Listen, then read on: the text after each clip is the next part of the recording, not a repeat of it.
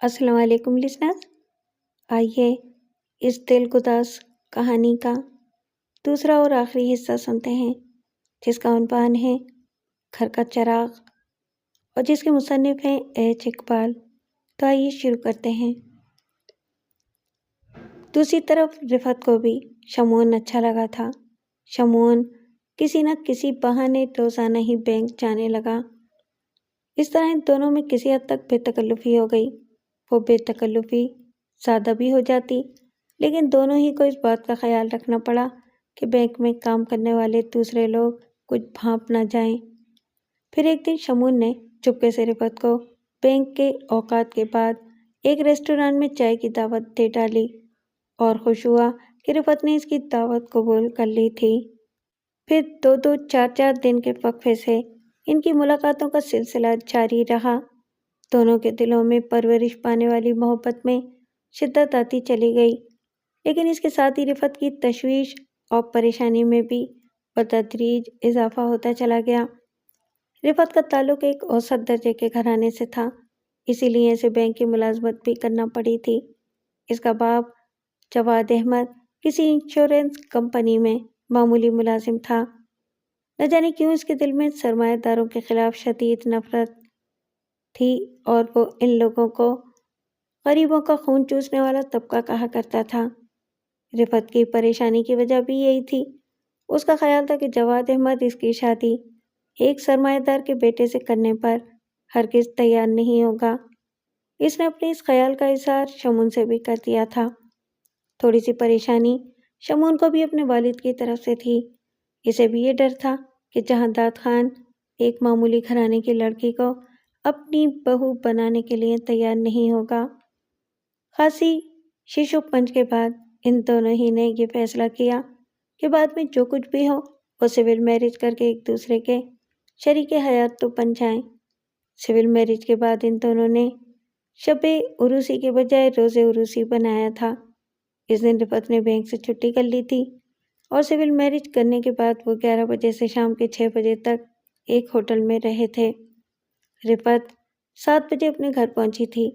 اس نے شمعون کے مشورے سے ہی گھر پہنچنے میں اتنی تاخیر کی تھی کہ اس کے غائب ہو جانے کی وجہ سے وہاں خلچل مچ چکی ہو، اور جب وہ گھر پہنچے تو اس سے پہلا سوال یہی ہو کہ وہ کہاں چلی گئی تھی۔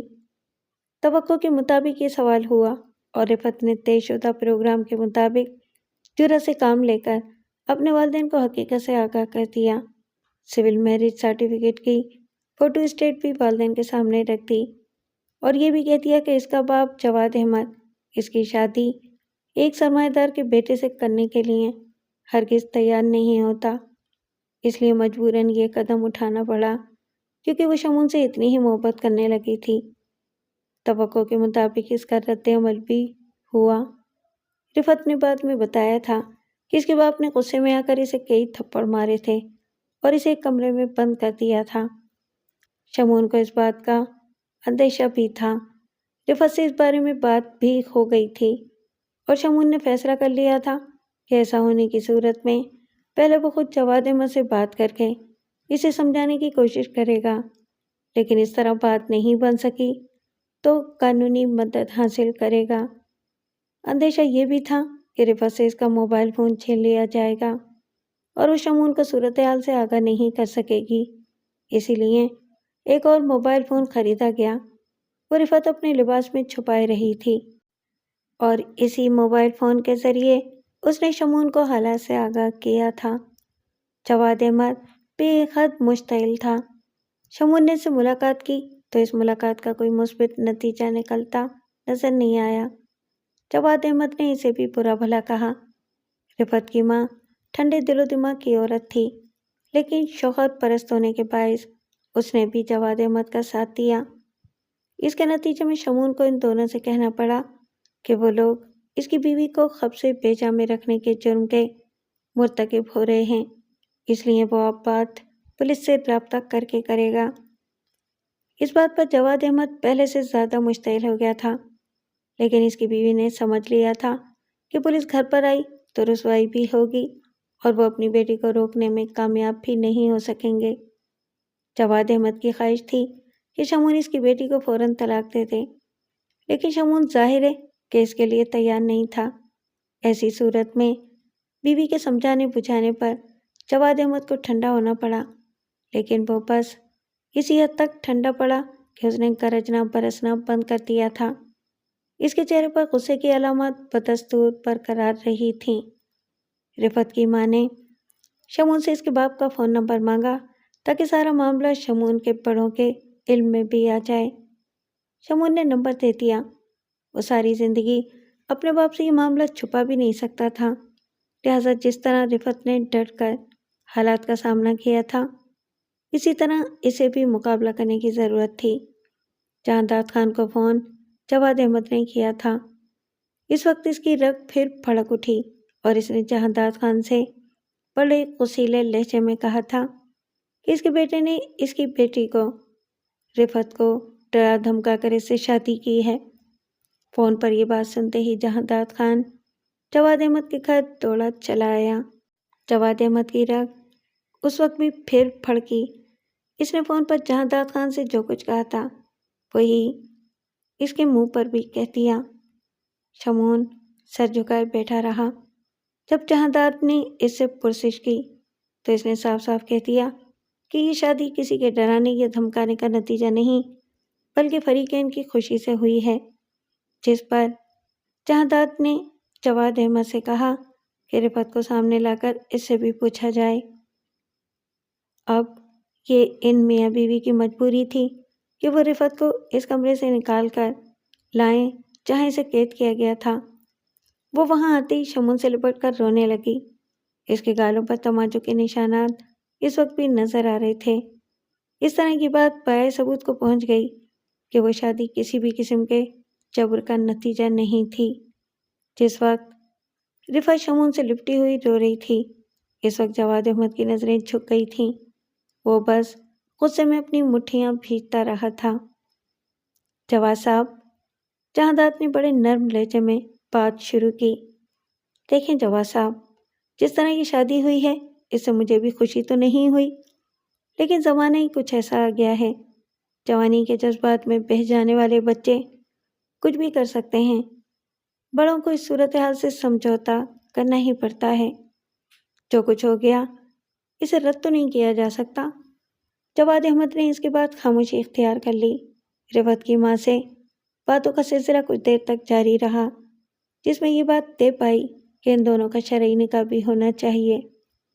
گھنٹے بھر بعد ہی ایک قاضی نے شمون اور رفعت کا نکاح پڑھا دیا۔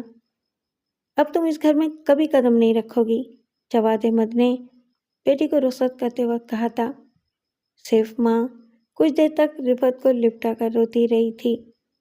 پھر اپنے گھر پہنچنے کے بعد شمون کو بھی جہانداد کی جھاڑ پھٹکار سننی پڑی۔ اس وقت اس کی یہ سوچ بھی واضح طور پر سامنے آئی تھی کہ انسان کو دوسرے کی صرف شرافت دیکھنا چاہیے، شرافت جو غربت میں بھی ہوتی ہے، اور غربت کوئی گالی نہیں ہے۔ اس نے یہ بھی کہا تھا کہ اس وقت جواد احمد کا غصہ ایک فطری بات ہے، لیکن چہرے مہرے سے وہ دونوں ہی میاں بیوی شریف معلوم ہوتے ہیں۔ جہانداد کے بقول اگر شمون اسے رفعت کے بارے میں اپنے جذبات سے آگاہ کر دیتا تو وہ خود جا کر جواد احمد کو کسی نہ کسی طرح اس شادی پر آمادہ کر ہی لیتا۔ بعد میں جہانداد نے 2-3 بار کوشش بھی کی تھی کہ رفعت ہمیشہ کے لیے اپنے والدین سے جدا نہ ہو، لیکن یہ مقصد پوری طرح حاصل نہیں ہو سکا تھا۔ رفعت کی ماں تو بیچاری بیٹی کے لیے تڑپ رہی تھی، لیکن جواد احمد اس بات پر اڑا ہی رہا کہ اب وہ اپنی بیٹی کی شکل دیکھنے کا بھی روادار نہیں ہے، لہٰذا وہ اس کے گھر میں اس کی لاش پر بھی نہ آئے۔ دن گزرتے رہے، جواد احمد کے موقف میں کوئی تبدیلی نہیں آئی۔ رفعت ماں سے موبائل فون پر بات کر لیا کرتی تھی، لیکن باپ کی خفگی کا اثر اس پر بہرحال ہوا تھا۔ اسی وجہ سے وہ کبھی کبھی افسردہ ہو جاتی تھی اور شمون اسے سمجھایا کرتا کہ وقت گزرنے کے ساتھ ساتھ آخرکار اس کے باپ کا غصہ بھی ٹھنڈا ہو ہی جائے گا۔ رفعت نے ایک بہت اچھی بہو ہونے کا ثبوت تو صرف 1 ماہ میں دے دیا۔ جہانداد اس سے بہت خوش رہنے لگا۔ وہ کبھی کبھی شمون سے کہا بھی کرتا کہ اس نے خوش قسمتی سے بہت اچھی بیوی پائی ہے۔ وہ اس پر بھی افسوس کا اظہار کیا کرتا تھا کہ جواد احمد کسی طور بھی اپنی بیٹی سے ملنے کے لیے تیار نہیں ہو رہا ہے، اس لیے رفعت اپنی ماں سے ملنے بھی نہیں جا سکتی۔ شادی کے 3 ماہ بعد شمعون اپنے باپ کے کسی کام کے سلسلے میں بہت مصروف تھا، اس لیے کچھ ضروری شاپنگ کرنے کے لیے رفعت کار لے کر اکیلی ہی ایک شاپنگ سینٹر چلی گئی۔ شاپنگ سینٹر سے واپسی پر اسے کچھ نامعلوم لوگوں نے اغوا کر لیا۔ اس کی کار کے نمبر کی وجہ سے پولیس بآسانی جہانداد کے گھر پہنچ گئی اور اس طرح شمعون کو اسی دن معلوم ہو گیا کہ کیا ہوا تھا۔ اس کے دل پر قیامت گزر گئی۔ اس وقت جہانداد کا اخلاقی فرض تھا کہ وہ جواد احمد کو اس کی اطلاع دیتا کہ اطلاع ملنے پر دونوں میاں بیوی پہلی مرتبہ جہانداد کے گھر آئے۔ ماں کا تو رو رو کر برا حال تھا، لیکن جواد احمد کی آنکھیں بھی بھیگی ہوئی نظر آئیں۔ پولیس رفعت اور اس کے اغوا کنندگان کا سراغ لگانے میں ناکام رہی تھی۔ شمعون کی آس بندھی ہوئی تھی کہ اس کے باپ کے اثر و رسوخ کے باعث پولیس کوئی کسر نہیں اٹھا رکھے گی اور جلد یا بدیر اس کی رفعت اسے واپس مل جائے گی۔ لیکن 2 ماہ بعد وہ بچوں کی طرح پھوٹ پھوٹ کر رویا۔ پولیس کو بعض مخبروں سے اطلاع ملی تھی کہ رفعت کو اغوا کرنے والے بردہ فروش تھے، جنہوں نے رفعت کو سمندر پار کسی ملک میں اسمگل کر دیا تھا۔ شمعون کی زندگی ویران ہو کر رہ گئی۔ اس نے گھر سے نکلنا بھی چھوڑ دیا، ہر وقت گمسم رہنے لگا۔ جہانداد اس کی دلجوئی کرتا۔ مجھے اندازہ ہے بیٹے کہ تم پر کیا گزر رہی ہوگی۔ بعد میں خود رفعت کی کمی میں بھی محسوس کرتا ہوں۔ تمہاری ماں کے بعد یہ گھر ویران سا ہو گیا تھا۔ رفعت آئی تھی تو اس نے یہ گھر پھر سے ہرا بھرا کر دیا تھا، لیکن قدرت کو یہی منظور تھا کہ اس گھر کی رونق ختم ہو جائے۔ مگر انسان کو زندہ تو رہنا ہی پڑتا ہے۔ پہاڑ جیسا غم بھی انسان کو سہنا پڑتا ہے، وہ اپنے لیے نہیں تو دوسروں کے لیے زندگی کی طرف پلٹتا ہے۔ تمہیں میری خاطر زندگی کی طرف پلٹنا چاہیے۔ اس دنیا میں اب صرف تم ہی تو میرے ہو، کبھی وہ کہا کرتا۔ ہو سکتا ہے کہ کبھی قانون ان بردہ فروشوں کو پکڑنے میں کامیاب ہو جائے، لیکن ہمیں اس سے کیا حاصل ہوگا؟ ہماری رفعت تو اب ہمیں واپس نہیں مل سکے گی۔ میں تو سمجھتا ہوں کہ شاید اب وہ زندہ بھی نہیں ہوگی، اور اگر ہوگی تو اس وقت کا انتظار کرے گی جب اسے خودکشی کرنے کا موقع مل جائے۔ ہمیں تو اب دعا کرنا چاہیے کہ اسے ایسا کوئی موقع مل جائے اور اسے اپنی زندگی ذلت آمیز طریقے سے بسر نہ کرنا پڑے، بلکہ ہمیں اپنے سکون کے لیے یقین کر لینا چاہیے کہ وہ اس ذلت آمیز زندگی سے بچنے کے لیے خود کو ختم کر چکی ہوگی۔ ان باتوں سے شمعون کبھی کبھی سسک پڑتا، لیکن باپ کی یہ باتیں کچھ اثر پذیر ہو کر رہیں۔ باپ کے اصرار پر وہ اس کے کاروبار میں اس کا ہاتھ بٹانے لگا۔ دوست احباب جو اس کی گوشہ نشینی کی وجہ سے مجبور ہو گئے تھے، اس سے ملنے جلنے لگے۔ ان میں سے جو بے حد پرخلوص تھے، انہوں نے بھی کسی نہ کسی طور سے شمعون کی افسردہ دلی ختم کرنے کی کوششیں کیں۔ چند ماہ گزر گئے۔ شمعون بظاہر نارمل نظر آنے لگا۔ کبھی کبھی اس کے ہونٹوں پر مسکراہٹ بھی آ جاتی تھی۔ ایک دن جہانداد نے اسے چونکا دیا۔ تم شادی کر لو۔ شمعون چونک کر باپ کا منہ تکنے لگا۔ ہاں بیٹے، جہانداد نے اس سے نظریں ملائے بغیر کہا۔ میں نہیں چاہتا کہ تم ساری زندگی اپنی ذات کے ویرانے میں بھٹکتے رہو۔ مجھے اندازہ ہے کہ تم اپنے دوستوں کی رفاقت میں بھی خود کو تنہا محسوس کرتے ہو۔ یہ تنہائی دھیرے دھیرے ختم ہو سکتی ہے اگر تم دوسری شادی کر لو۔ تم اپنے لیے نہ صحیح، لیکن اس بوڑھے باپ کی خواہش کی لاج رکھنے کے لیے شادی کر لو۔ شمعون نے فوری طور پر آمادگی ظاہر نہیں کی، لیکن سوچتا رہا۔ رفعت اس سے ہمیشہ کے لیے بچھڑ چکی تھی۔ یہ غم شاید ساری زندگی کے لیے اس کے وجود کا حصہ بن چکا تھا۔ شادی کر لینے کے سے بھی اس کا وہ غم ختم نہیں ہو سکتا تھا، لیکن اس طرح اس کے باپ کی ایک خواہش پوری ہو جاتی۔ وہ باپ کی خواہش پوری کرنے کے لیے شادی پر آمادہ ہو گیا۔ جہانداد بہت خوش ہوا۔ اس نے اپنے لیے بہو پہلے ہی تلاش کر لی تھی۔ اسے ایک بہت بڑے بزنس مین سعید جعفری کی لڑکی سمیرا پسند آ گئی تھی۔ سعید جعفری کو اس کا علم نہیں تھا کہ شمون کی ایک شادی ہو چکی ہے۔ جہاں داد نے اپنے اثر و رسوخ سے کام لے کر رفعت کے اغوا کی بات اخبارات میں آنے نہیں دی تھی، اس نے خود بھی سعید جعفری کو اس بارے میں کچھ نہیں بتایا۔ جہاں داد نے شمون کو سعید جعفری سے ملایا تو سعید جعفری نے بھی اس کے بیٹے کو پسند کیا، لیکن شادی کے سلسلے میں ٹال مٹول کرتا رہا۔ پھر یہ بات سامنے آئی کہ وہ اپنی بیٹی کسی دوسرے شہر میں بیاہنا نہیں چاہتا۔ شمون کا ایک دوست اس بڑے شہر میں انٹیریئر ڈیکوریٹر کی حیثیت سے کام کرتا تھا، لیکن خاصی مہارت کے باوجود اسے کوئی خاص اہمیت نہیں مل سکی تھی، جس کا سبب یہ تھا کہ اس کے پاس سرمائے کی کمی تھی۔ وہ اپنے لیے کوئی بڑا دفتر بنا نہیں سکا تھا، جبکہ اس دور میں کامیابی حاصل کرنے کے لیے نمود و نمائش کی ضرورت پڑتی ہے۔ جہاں داد نے اس کے لیے ایک شاندار دفتر قائم کروا دیا جس کا مالک شمون تھا، لیکن عملی طور پر سارے کام اس کے دوست کو ہی کرنا تھے۔ اس بڑے شہر میں جہاں داد نے شمون کے لیے ایک بنگلہ بھی بنوا دیا۔ وہ تو بہت شاندار بنگلہ بنوانا چاہتا تھا، لیکن شمون نے اسے روک دیا۔ مجھے بڑے گھر میں وحشت ہوگی ڈیڈی، شمون نے کہا تھا۔ سعید جعفری اس شادی کے لیے اسی شرط پر آمادہ ہوا تھا کہ اس کی بیٹی اسی شہر میں رہے گی۔ اس شادی سے صرف ایک ہفتے پہلے کسی جگہ رفعت کے باپ جواد احمد سے شمون کا آمنا سامنا ہو گیا۔ میرے خیالات غلط نہیں ہیں، اس نے بڑے زہریلے لہجے میں شمون سے کہا۔ سرمایہ دار صرف غریبوں کا خون چوسنے والی مخلوق ہیں۔ تم نے رفعت سے شادی کر ہی لی تھی، اس لیے تمہارا باپ اس وقت بے بس ہو کر خاموش رہ گیا، لیکن پھر اس نے میری بیٹی کو اغوا کروا دیا اور اب وہ تمہاری شادی ایک سرمایہ دار گھر میں کروا رہا ہے۔ جواب میں شمون نے اسے کچھ نہیں کہا اور ان باتوں کو صدمے اور غصے سے مغلوب باپ کی جذباتیت سمجھا۔ سمیرا سے اس کی شادی ہو گئی۔ شادی کے بعد چند ہی دنوں میں اسے محسوس ہونے لگا کہ سمیرا ایک مثالی بیوی ہے، اور اسی بات کو اس کے باپ نے پہلے ہی محسوس کر لیا تھا۔ اسی لیے اس نے سعید جعفری کی یہ شرط بھی منظور کر لی تھی کہ اس کی بیٹی اسی شہر میں رہے گی۔ اس نے اپنے بیٹے سے دوری بھی گوارا کر لی تھی۔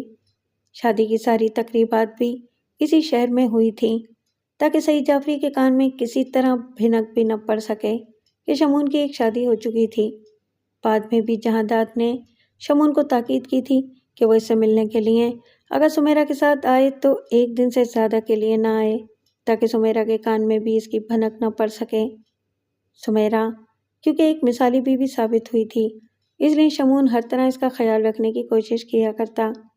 بس یہ اس کے اختیار کی بات نہیں تھی کہ وہ بھی سمیرا کو اسی طرح ٹور کر چاہنے لگتا۔ ہفتے میں ایک دو بار جہاں داد ان میاں بیوی سے ملنے آ جایا کرتا تھا اور سعید جعفری کے ساتھ بھی خاصا وقت گزارا کرتا تھا۔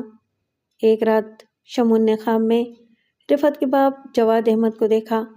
خواب میں بھی اس نے جواد احمد سے وہی باتیں سنی جو شادی سے ایک ہفتے پہلے سن چکا تھا۔ اس خواب کے بعد شمون کے دماغ میں کبھی کبھی یہ خیال ابھرنے لگا، کیا واقعی جواد احمد کا خیال درست ہو سکتا ہے؟ شمون اس خیال کو اپنے ذہن سے جھٹک دیا کرتا، لیکن اس رات یہ خیال اس کے دماغ سے جونک کی طرح لگ گیا جب اس نے رفعت کو پلیٹ فارم پر دیکھا۔ اگر رفعت کی جگہ کوئی اور لڑکی ہوتی تو شمون شاید اس طرح اپنی جان پر کھیل کر اسے بچانے کی کوشش نہ کرتا، لیکن رفعت کے لیے تو وہ کچھ بھی کر سکتا تھا اور وہ کر گزرا۔ رفعت جس گاؤں سے بھاگتی ہوئی آئی تھی، اس گاؤں کے جاگیردار سے جہاں داد کے تعلقات کا شمون کو بخوبی علم تھا، اور وہ ان جاگیرداروں کے رویے اور مزاج سے بھی بخوبی واقف تھا۔ اس لیے جواد احمد کی باتیں اس کے دماغ میں دوبارہ چکرانے لگیں۔ رفعت اس کی پناہ میں آنے کے بعد بے ہوش ہو گئی تھی۔ اب شمون کو اپنے باپ پر شبہ تو ہو چکا تھا، لیکن اس نے فوری طور پر سمیرا پر یہ بات ظاہر نہیں ہونے دی تھی کہ رفعت اس کی بیوی ہے۔ بعد میں رفعت کو بچانے کے لیے وہ موبائل فون پر اپنے باپ سے جھوٹ بھی بولتا رہا اور رفعت کو بحفاظت اپنے گھر لانے میں کامیاب بھی ہو گیا، لیکن اسے مکمل یقین اب بھی نہیں تھا کہ رفعت کو اغوا کروانے میں اس کے باپ کا ہاتھ ہوگا۔ اس نے محض شبے کی وجہ سے احتیاط سے کام لیا تھا۔ نہ جانے کس وقت شمون کو نیند آ گئی تھی، اسے سمیرا نے جگایا۔ کب تک سوتے رہو گے ڈیئر؟ شمون کی آنکھ کھلنے پر سمیرا نے کہا۔ شمون جلدی سے اٹھ بیٹھا۔ وہ لڑکی کہاں ہے؟ اس نے جلدی سے پوچھا۔ وہ تو ابھی سو ہی رہی ہے، اسے شاید کئی راتوں سے نیند پوری کرنے کا موقع نہیں ملا ہے۔ شمون نے گھڑی پر نظر ڈالی، 4 بجنے والے تھے۔ کمرہ باہر سے بند کر آئی تھی؟ اس نے سمیرا سے پوچھا۔ نہیں۔ کیوں؟ اس کی کیا ضرورت ہے؟ ارے وہ کہیں… شمون جلدی سے اٹھ بیٹھا، اس نے اپنی بات بھی پوری نہیں کی تھی۔ وہ تیزی سے دروازے کی طرف بڑھا، سمیرا اس کے پیچھے لپکی۔ اس میں اتنا گھبرانے کی کیا بات ہے شمون؟ وہ اپنی یادداشت کھو چکی ہے، شمون نے جلدی جلدی قدم بڑھاتے ہوئے کہا۔ میرا خیال ہے کہ ایسے لوگ کسی وقت بے حواس بھی ہو جاتے ہیں، اٹھ کر کہیں گھر سے نہ نکل جائے۔ لیکن شمون کا یہ اندیشہ غلط ثابت ہوا۔ رفعت بے خبر سو رہی تھی۔ اسے دیکھنے کے بعد شمون نے دروازہ بند کر کے اسے مکفل بھی کر دیا۔ سمیرا بول اٹھی۔ وہ اٹھے گی اور دروازہ نہیں کھول پائے گی تو پھر یہی سمجھ لے گی کہ اسے قید کر لیا گیا ہے۔ ہم یہاں قریب ہی رہیں گے، چلو اسٹڈی میں چل کر بیٹھتے ہیں۔ وہ دروازہ تھپ تھپائے گی تو ہم اس کی آواز سن لیں گے۔ کسی ملازم سے کھانا لانے کے لیے کہہ دو، بہت زور کی بھوک لگ رہی ہے، سو میں نے ناشتہ بھی نہیں کیا تھا، صرف چائے پی تھی۔ تم اس لڑکی کے لیے اتنے حواس باختہ کیوں ہو گئے ہو شمون؟ سمیرا نے تشویش ظاہر کی۔ تم کھانا منگواؤ، ہم اطمینان سے گفتگو کریں گے۔ سمیرا نے اس موضوع پر بات آگے نہیں بڑھائی۔ تھوڑی دیر بعد وہ دونوں کھانا کھا رہے تھے۔ کچھ دیر میں ڈیڈی بھی پہنچنے والے ہوں گے، شمون نے کہا۔ فون پر بات ہوئی تھی میری ان سے۔ میری طرح وہ بھی الجھن میں ہوں گے کہ تم ایک اجنبی لڑکی کی وجہ سے اتنے پریشان کیوں ہو۔ کسی مظلوم لڑکی کے لیے کچھ کرنا کیا ایک نیکی نہیں؟ پولیس یہ کام زیادہ بہتر طریقے سے کر سکتی تھی۔ کچھ نہیں کرتی پولیس، شمون نے منہ بنا کر کہا۔ وہ اپنی فائلوں میں 2-4 دن کی فرضی کارکردگی کا احوال لکھتے اور پھر اس لڑکی کو دارالامان بھیج دیا جاتا۔ زیادہ سے زیادہ یہ ممکن تھا کہ وہ کسی سرکاری اسپتال میں داخل کرا دیتے۔ اب تم کیا کرو گے؟ مجھے معلوم ہو چکا ہے کہ تم نے ناشتہ کب کیا تھا، ملازمہ نے بتایا تھا مجھے۔ میں اس وقت جاگ رہا تھا اور فون پر مختلف لوگوں سے رابطے کر رہا تھا۔ اس لڑکی کا علاج کروانے کے لیے ایک بہت ماہر ڈاکٹر کا پتہ لگایا ہے۔ اس سے بات بھی کر چکا ہوں، اس نے مجھے کل کا وقت دیا ہے۔ تم نے کچھ اندازہ لگایا ہے؟ خود میرا تو اندازہ ہے کہ وہ خاصے خطرناک لوگ ہوں گے۔ میرا بھی یہی خیال ہے۔ کیا وہ اس لڑکی کو دوبارہ اغوا کرنے کی کوشش نہیں کر سکتے؟ کر سکتے ہیں، بلکہ شاید ضرور کریں گے۔ کیا انہیں یہ بھی معلوم ہوگا کہ تم اسے یہاں لے آئے ہو؟ عین ممکن ہے۔ تو پھر تم جب اس لڑکی کو لے کر باہر نکلو گے تو… میں یہ سب کچھ سوچ چکا ہوں سمیرا، شمون نے اس کی بات کاٹتے ہوئے کہا۔ میں لڑکی کو برقع پہنا کر لے جاؤں گا۔ کیا تم میرے لیے یہ کام کر سکتی ہو؟ بازار سے ایک برقع خرید لاؤ۔ اچھا، سمیرا نے ایک طویل سانس لی۔ کھانا کھانے کے بعد سمیرا کار لے کر برقع خریدنے چلی گئی۔ شمون اپنی خوابگاہ میں پہنچا۔ رفعت کو سمیرا کے ساتھ وہیں سلایا گیا تھا۔ وہ اس وقت بھی سو رہی تھی۔ شمون نے محبت بھری نظروں سے اس کی طرف دیکھا اور سوچتا رہا کہ اتنے عرصے میں رفعت پر نہ جانے کیا بیت چکی ہوگی۔ یہ سوچتے ہوئے اس کی آنکھیں بھر آئیں۔ رفعت، اس نے دلی دل میں کہا، تم واقعی اپنی یادداشت کھو چکی ہو یا یہ محض اداکاری ہے؟ اور اگر اداکاری ہے تو کیوں ہے؟ اسی وقت ایک ملازم نے اسے جہانداد کے آنے کی اطلاع دی۔ شمون کے لیے یہ اطمینان بخش بات تھی کہ اس وقت سمیرا وہاں نہیں تھی۔ اسے مارکیٹ بھیجتے وقت شمون نے یہ سوچا بھی تھا کہ اب اس کے باپ کی آمد کا وقت قریب ہے، اس لیے اس وقت سمیرا کی عدم موجودگی ضروری ہے۔ اس نے ملازم سے کہا، ڈیڈی کو ڈرائنگ روم میں بٹھاؤ، میں ابھی… وہ ڈرائنگ روم ہی میں ہے صاحب۔ ٹھیک ہے، ان سے کہو کہ میں ابھی آتا ہوں۔ ملازم سے ہی اس نے ایک ملازمہ کو بھیجنے کے لیے کہا۔ اس کے گھر میں مالی وغیرہ کے علاوہ 2 عورتیں اور ایک مرد ملازم تھا۔ ملازمہ کی آمد سے پہلے شمون نے دروازہ بند تو کر دیا لیکن مکفل نہیں کیا۔ ملازمہ کے آنے پر اس نے ہدایت کی۔ تم یہیں رکو، وہ لڑکی ابھی سو رہی ہے جو صبح ہمارے ساتھ آئی تھی۔ جب وہ جاگ جائے تو اسے کہنا کہ وہ منہ ہاتھ دھو لے، اس دوران میں اس کے لیے کھانا منگوا لینا اور خود یہاں سے بالکل نہ ہلنا۔ اچھا صاحب۔ یہ بندوبست کرنے کے بعد وہ ڈرائنگ روم میں پہنچا جہاں داد وہاں بے چینی سے ٹہل رہا تھا۔ اتنی دیر لگا دی؟ وہ جھنجھلا کر بولا۔ میں واش روم میں تھا ڈیڈی۔ جہاں داد نے اسے سر سے پیر تک دیکھتے ہوئے کہا، تمہاری حالت سے اندازہ ہو رہا ہے کہ تم نے نہ تو کپڑے تبدیل کیے ہیں اور نہ غسل کیا ہے، تمہارے بال بھی گرد سے اٹے ہوئے ہیں۔ میری ذہنی حالت ایسی ہے ڈیڈی کہ مجھے کسی بات کا ہوش نہیں۔ آپ بیٹھیے تو صحیح۔ جہاں داد بیٹھ گیا۔ رفعت کہاں ہے؟ وہ ابھی تک سو رہی ہے۔ اور سمیرا؟ وہ کچھ خریداری کرنے بازار گئی ہے۔ یہ اچھا ہوا، اس کی موجودگی میں تم سے بات نہیں ہو سکتی تھی۔ وہ کب تک آئے گی؟ ابھی آدھا گھنٹہ تو وہ لگ سکتا ہے، ہم اطمینان سے باتیں کر سکتے ہیں ڈیڈی۔ جہاں داد کے چہرے پر تشویش تھی، اس نے کہا، کچھ اندازہ لگایا کہ اس دوران میں اس بد نصیب پر کیا گزری ہوگی؟ میں کیا اندازہ لگا سکتا ہوں ڈیڈی؟ شمعون کچھ افسردہ ہو گیا۔ وہ اتنے عرصے جن لوگوں کی قید میں رہی ہے وہ اچھے لوگ تو نہیں ہوں گے، رفعت سے وہ کیا سلوک کر سکتے ہیں؟ شمعون نے نظریں جھکا لیں۔ وہ اپنے باپ کا مطلب سمجھ گیا تھا۔ اس کی صحت کافی خراب ہو گئی ہے، وہ آہستہ سے بولا۔ وہ تو ہوگی، لیکن میں نے تم سے کوئی اور سوال کیا تھا ڈیڈی۔ شمعون نظریں جھکائے رہا۔ آپ جانتے ہیں کہ میں رفعت سے کتنی محبت کرتا ہوں۔ اس پر جو کچھ بھی گزری ہو، اس میں اس کا تو کوئی قصور نہیں۔ وہ میری بیوی ہے اور ہمیشہ رہے گی۔ سعید جعفری سے یہ بات زیادہ دن تک چھپی نہیں رہ سکے گی۔ اس سے پہلے سمیرا کو علم ہو سکتا ہے سعید جعفری سے میرے تعلقات خراب ہو جائیں گے۔ وہ یہی کہے گا کہ ہم نے اسے دھوکہ دیا ہے۔ آپ کا اصرار تھا ڈیڈی، میں تو شادی کرنا ہی نہیں چاہتا تھا۔ جہاں داد کے چہرے پر تشویش کا تاثر بدستور قائم رہا۔ میں رفعت کا علاج کراؤں گا، شمعون نے مضبوط لہجے میں کہا، اور مجھے امید ہے کہ وہ ٹھیک ہو جائے گی۔ کس سے علاج کراؤ گے؟ شمعون نے اس ڈاکٹر کا نام بتا دیا جس سے وہ بات کر چکا تھا۔ کب سے شروع کروا رہے ہو علاج؟ جہاں داد نے پوچھا۔ کل جاؤں گا اس کو لے کر، 11 بجے کا وقت دیا ہے ڈاکٹر نے۔ جہاں داد سوچ میں ڈوبا رہا، پھر ایک ٹھنڈی سانس لے کر بولا، پولیس نے کیونکہ یہ بتایا تھا کہ رفعت کو سمندر پار اسمگل کر دیا گیا ہے، اس لیے میں نے سمجھ لیا تھا کہ وہ اب ہمیں کبھی نہیں مل سکے گی۔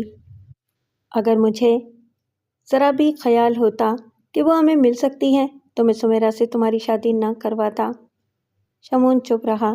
جہاں داد پھر بولا، میری شہر کی پولیس کے علم میں یہ بات آ سکتی ہے کہ رفعت ہمیں مل گئی ہے، تو اس سے کیا فرق پڑے گا؟ رفعت میری بیوی ہے۔ وہ ہم سے پاس پوچھ کر سکتے ہیں کہ ہم نے انہیں اطلاع نہیں دی۔ پاس پرس؟ شمعون نے تلخی سے کہا، آپ کے اثر و رسوخ کے باوجود یہ ہو سکتا ہے؟ میں نے یوں ہی ایک بات کہتی، میں معاملے کو سنبھال تو لوں گا۔ میں تو پولیس پر کیس کر سکتا ہوں کہ اس نے غلط تفتیش کی اور ہمیں غلط بات بتائی۔ یہ خیال ذہن سے نکال دو، پولیس پر کیس کرنے سے حالات زیادہ خراب ہو سکتے ہیں، معاملہ شہرت بھی پا جائے گا۔ ابھی سعید جعفری سے یہ بات جتنے دن تک بھی چھپی رہے اچھا ہے۔ میں ایسی کوئی تدبیر سوچوں گا کہ اس سے تعلقات خراب نہ ہوں۔ تعلقات خراب ہوتے ہیں تو ہوں، اس سے آپ کی صحت پر کوئی مضر اثرات تو مرتب نہیں ہوں گے، اور یہ بھی شاید ممکن نہیں کہ وہ اپنی بیٹی کو طلاق دلوانا چاہے۔ سمیرا تمہیں بہت چاہتی ہے، اس کے دل پر کیا گزرے گی؟ رفعت زندہ ہو اور میرے پاس نہ ہو، اس سے میرے دل پر کیا گزرے گی؟ شمعون نے جہاں داد کو لاجواب کر دیا، لیکن اس کے چہرے سے پریشانی ظاہر ہوتی رہی۔ کیا میں رفعت سے مل لوں؟ اس نے پوچھا۔ معلوم نہیں، وہ سو کر اٹھی ہے یا… شمعون نے فوری طور پر ملازم سے معلوم کروایا۔ ملازم نے بتایا کہ رفعت اٹھ چکی ہے اور اب کھانا کھا رہی ہے۔ شمعون نے باپ سے کہا، وہ کھانا کھا چکے تو آپ اس سے مل لیں۔ محبت تو مجھے بھی ہے نا اس سے، دیکھنا چاہتا ہوں میں بھی اسے۔ میں نے آپ کو روکا کب ہے ڈیڈی؟ تھوڑی دیر بعد اطلاع ملی کہ رفعت کھانا کھا چکی ہے۔ اسی وقت سمیرا بھی آ گئی۔ اس نے شاپنگ بیگ ایک طرف پھینکتے ہوئے جہاں داد کو سلام کیا۔ جہاں داد نے اس کے سر پر ہاتھ پھیرا اور شفقت سے اپنے پاس بٹھا کر اسے کہا، تم بھی خاصی الجھن میں پڑ گئی ہوگی بیٹی۔ یہ تو قدرتی بات ہے ڈیڈی، سمیرا نے کہا۔ شمون ایک اجنبی لڑکی کے لیے اتنے پریشان ہے اور یہ بات میری سمجھ میں نہیں آ رہی ہے۔ بہت ہمدرد قسم کا انسان ہے تمہارا شوہر۔ چلیے ڈیڈی، شمون بول پڑا، اگر آپ اس لڑکی کو دیکھنا چاہتے ہیں تو چل کر دیکھ لیجئے۔ ہاں چلو۔ جہانداد اٹھ کھڑا ہوا۔ شمون اور جہانداد کے ساتھ سمیرا بھی اس کمرے میں پہنچی۔ اس وقت رفعت بستر پر بیٹھی گھٹنوں میں سر دیے نہ جانے کن خیالوں میں گم تھی۔ دروازہ کھلنے کی آواز نے اسے چونکایا، پھر ان لوگوں کو دیکھ کر وہ جلدی سے بستر سے اتر کر کھڑی ہو گئی۔ بیٹھی رہو بیٹی، جہانداد نے نرمی سے کہا، لیکن وہ نہیں بیٹھی۔ اس نے ایک بار شمون کو، دوسری مرتبہ سمیرا پر نظر ڈالی۔ یہ میرے والد ہیں، شمون نے رفعت سے کہا۔ رفعت نے جہانداد کو سلام کیا۔ جیتی رہو، جہانداد نے کچھ رک کر کہا، پھر غور سے اس کے سراپے پر نظر ڈالنے کے بعد شمون سے بولا، اس پیاری بچی کے لیے کچھ ملبوسات کا انتظام بھی تو کرو۔ میں لے کر آئی ہوں ڈیڈی، سمیرا بول پڑی۔ شمون اس جواب پر نہ صرف چونکا بلکہ اسے خوشی بھی ہوئی کہ سمیرا نے رفعت کا خیال رکھا تھا۔ تم آرام کرو، جہانداد نے رفعت سے کہا اور واپسی کے لیے مڑا۔ اس کے ساتھ ہی شمون اور سمیرا بھی نکل آئے۔ سمیرا، شمون بولا، تم ڈیڈی کے لیے چائے وغیرہ کا بندوبست کرواؤ۔ جی، سمیرا سر ہلا کر دوسری طرف چلی گئی۔ جہانداد کسی گہری سوچ میں غرق تھا۔ ڈرائنگ روم میں پہنچ کر وہ اس صوفے پر بیٹھا جس پر سمیرا نے شاپنگ بیگ پھینکا تھا۔ کیا کیا خرید لائیں؟ جہانداد نے کہتے ہوئے سرسری سے انداز میں شاپنگ بیگ کھولا۔ شمون نے دیکھا کہ وہ کسی بوتیک سے خریدے ہوئے اچھے ملبوسات تھے۔ اچھے کپڑے لائیے سمیرا، اس نے کہا۔ جی ڈیڈی، لیکن برقع، اس کی کیا ضرورت تھی؟ میں رفعت کو جب ڈاکٹر کے پاس لے جاؤں گا تو برقع پہنا کر لے جاؤں گا، شمون نے جواب دیا۔ جہانداد نے غور سے اس کی طرف دیکھا۔ کیا تمہارا خیال ہے کہ وہ نامعلوم لوگ رفعت کو پھر اغوا کرنا چاہیں گے؟ خیال تو نہیں ہے ڈیڈی، لیکن میں احتیاط برتنا چاہتا ہوں۔ رفعت کو میں نے دوبارہ کھو دیا تو مجھ پر نہ جانے کیا گزرے۔ اس موضوع پر گفتگو آگے نہیں بڑھ سکی کیونکہ سمیرا واپس آ گئی تھی۔ میں نے خان سما کو اچھی طرح سمجھا دیا ہے ڈیڈی کہ وہ آپ کے لیے کیا کیا تیار کرے۔ آپ کی پسند تو میں جانتی ہوں نا۔ اس کی ضرورت نہیں سمیرا، میں بس اب جاؤں گا۔ آج رکیں گے نہیں؟ نہیں، کچھ کام ایسے ہیں کہ مجھے آج ہی بلکہ ابھی واپس جانا ہوگا۔ میں بس چائے پیوں گا۔ چائے تو بس آ رہی ہے، جہانداد بولا۔ میں تو صرف اس لڑکی کو دیکھنے کے لیے بے چین تھا، اس لیے آ گیا۔ میں یہ بھی جاننا چاہتا تھا کہ اس لڑکی کے سلسلے میں شمون نے کیا کچھ سوچا ہے۔ پھر وہ شمون سے بولا، اگر تمہیں کچھ خدشات ہیں تو کل اس لڑکی کو ڈاکٹر کے پاس لے جاتے وقت بہت احتیاط سے کام لینا۔ برقع میں نے اسی لیے منگوایا ہے ڈیڈی، جہانداد نے سر ہلانے پر اکتفا کیا۔ چائے پینے کے بعد وہ جانے کے لیے کھڑا ہوا تو شمون اور سمیرا بھی کھڑے ہوئے اور جہانداد کو باہر تک چھوڑنے کے ساتھ ساتھ چلے۔ تم اس لڑکی کے پاس جاؤ سمیرا، جہانداد نے کہا، اسے اکیلا چھوڑنا مناسب نہیں ہے۔ جی ڈیڈی، بہتر، سمیرا لوٹ گئی۔ برآمدے سے باہر نکل کر جہانداد نے شمون سے کہا، سمیرا آ گئی تھی، اس لیے میں تم سے ایک اہم بات نہیں کہہ سکا۔ مجھے شبہ ہے کہ رفعت کی اپنی یادداشت نہیں کھوئی۔ شمون باپ کا منہ تکتا رہ گیا۔ ہاں، جہانداد نے سر ہلا کر کہا، اس نے مجھے جس طرح سلام کیا تھا بالکل اسی طرح پہلے بھی سلام کیا کرتی تھی۔ یہ شبہ خود شمون کو بھی تھا، لیکن اس نے جہانداد سے کہا، وہ یہ ڈھونگ کیوں رچائے گی ڈیڈی؟ میں اس بارے میں کوئی اندازہ نہیں لگا سکتا، لیکن میری تشویش بڑھ گئی ہے۔ مجھے اگر ایک ضروری کام نہ ہوتا تو میں 2-1 دن کے لیے رک جاتا۔ بہرحال کوشش کروں گا کہ کل پھر آ جاؤں اور 2-1 دن کے لیے رکوں۔ اس کے بعد جہانداد نے شمون کی کوئی بات نہیں سنی اور اپنی کار کی طرف بڑھ گیا۔ شمون اس وقت تک وہاں کھڑا رہا جب تک جہانداد کی کار پھاٹک سے نکل نہیں گئی۔ اس کے بعد وہ کسی سوچ میں ڈوبا ہوا اندر آ گیا۔ کار کی پچھلی نشست پر بیٹھے ہوئے جہانداد کے چہرے سے فکر انگیزی صاف ظاہر تھی۔ اس نے جیب سے موبائل فون نکال لیا تھا लेकिन इसने फौरी तौर पर किसी से रब्ता करने की कोशिश नहीं की। इसने शोफर से एक शॉपिंग सेंटर की तरफ चलने के लिए कहा। शोफर ने कार का रास्ता तब्दील किया, वरना वो इन रास्तों पर चल रहा था जो इसे शाहराह की तरफ ले जाते। 10 मिनट बाद ही कार इस शॉपिंग सेंटर के पार्किंग लॉट में रुकी। वो शॉपिंग सेंटर शहर के 2-3 मशहूर शॉपिंग सेंटर्स में से एक था, जिसकी इमारत 3 मंजिला थी। वहाँ 3 लिफ्ट लगी हुई थीं। जहांदाद ने चाहा कि इसे कोई खाली लिफ्ट मिल जाए, लेकिन ये मुमकिन नहीं हुआ। वो पहली मंजिल पर लिफ्ट से उतरकर उस तरफ बढ़ा जहाँ संगीत सीढ़ियाँ थीं। सीढ़ियों की जानिब सादा आमदो-रफ्त नहीं थी। दुकानें भी सीढ़ियों से कुछ हटकर थीं। वहीं एक तरफ खड़े होकर जहांदाद ने मोबाइल फ़ोन पर जागीरदार से रब्ता किया। इसे जो बातें करना थीं वो शोफर के सामने या लोगों के हिजूम में नहीं कर सकता था। जागीरदार ने कॉल रिसीव की और फौरन बोला, मुझे इल्म हो चुका है कि आप अपने बेटे से मिलने पहुंच गए थे और अब वहां से वापसी के लिए भी रवाना हो चुके हैं। आपको कैसे मालूम? जहांदाद ने ताज्जुब से पूछा। लड़की के फरार हो जाने की वजह से मैं इतना ही शर्मिंदा हूँ जहांदाद साहब कि हर सूरत में इसे दोबारा अगवा करवा लेना चाहता हूँ। मैंने अपने आदमियों को पहले ही हिदायत कर दी थी कि वो वहाँ पहुँचें। इस वक्त आपके बेटे के बंगले की सख्ती से निगरानी की जा रही है। मैंने आपसे शायद इसका जिक्र नहीं किया था। मैं आपको अचानक ही खुशखबरी सुनाना चाहता था। ये कितनी अजीब बात है जागीरदार साहब कि मेरा बेटा आपके आदमियों की आंखों में धूल झोंक कर अपने घर पहुंच गया। मेरी समझ में नहीं आ रहा है कि ये कैसे हो गया। बहरहाल अब भी मैं मायूस नहीं हूँ। मेरे आदमी कुछ ना कुछ कर ही गुजरेंगे।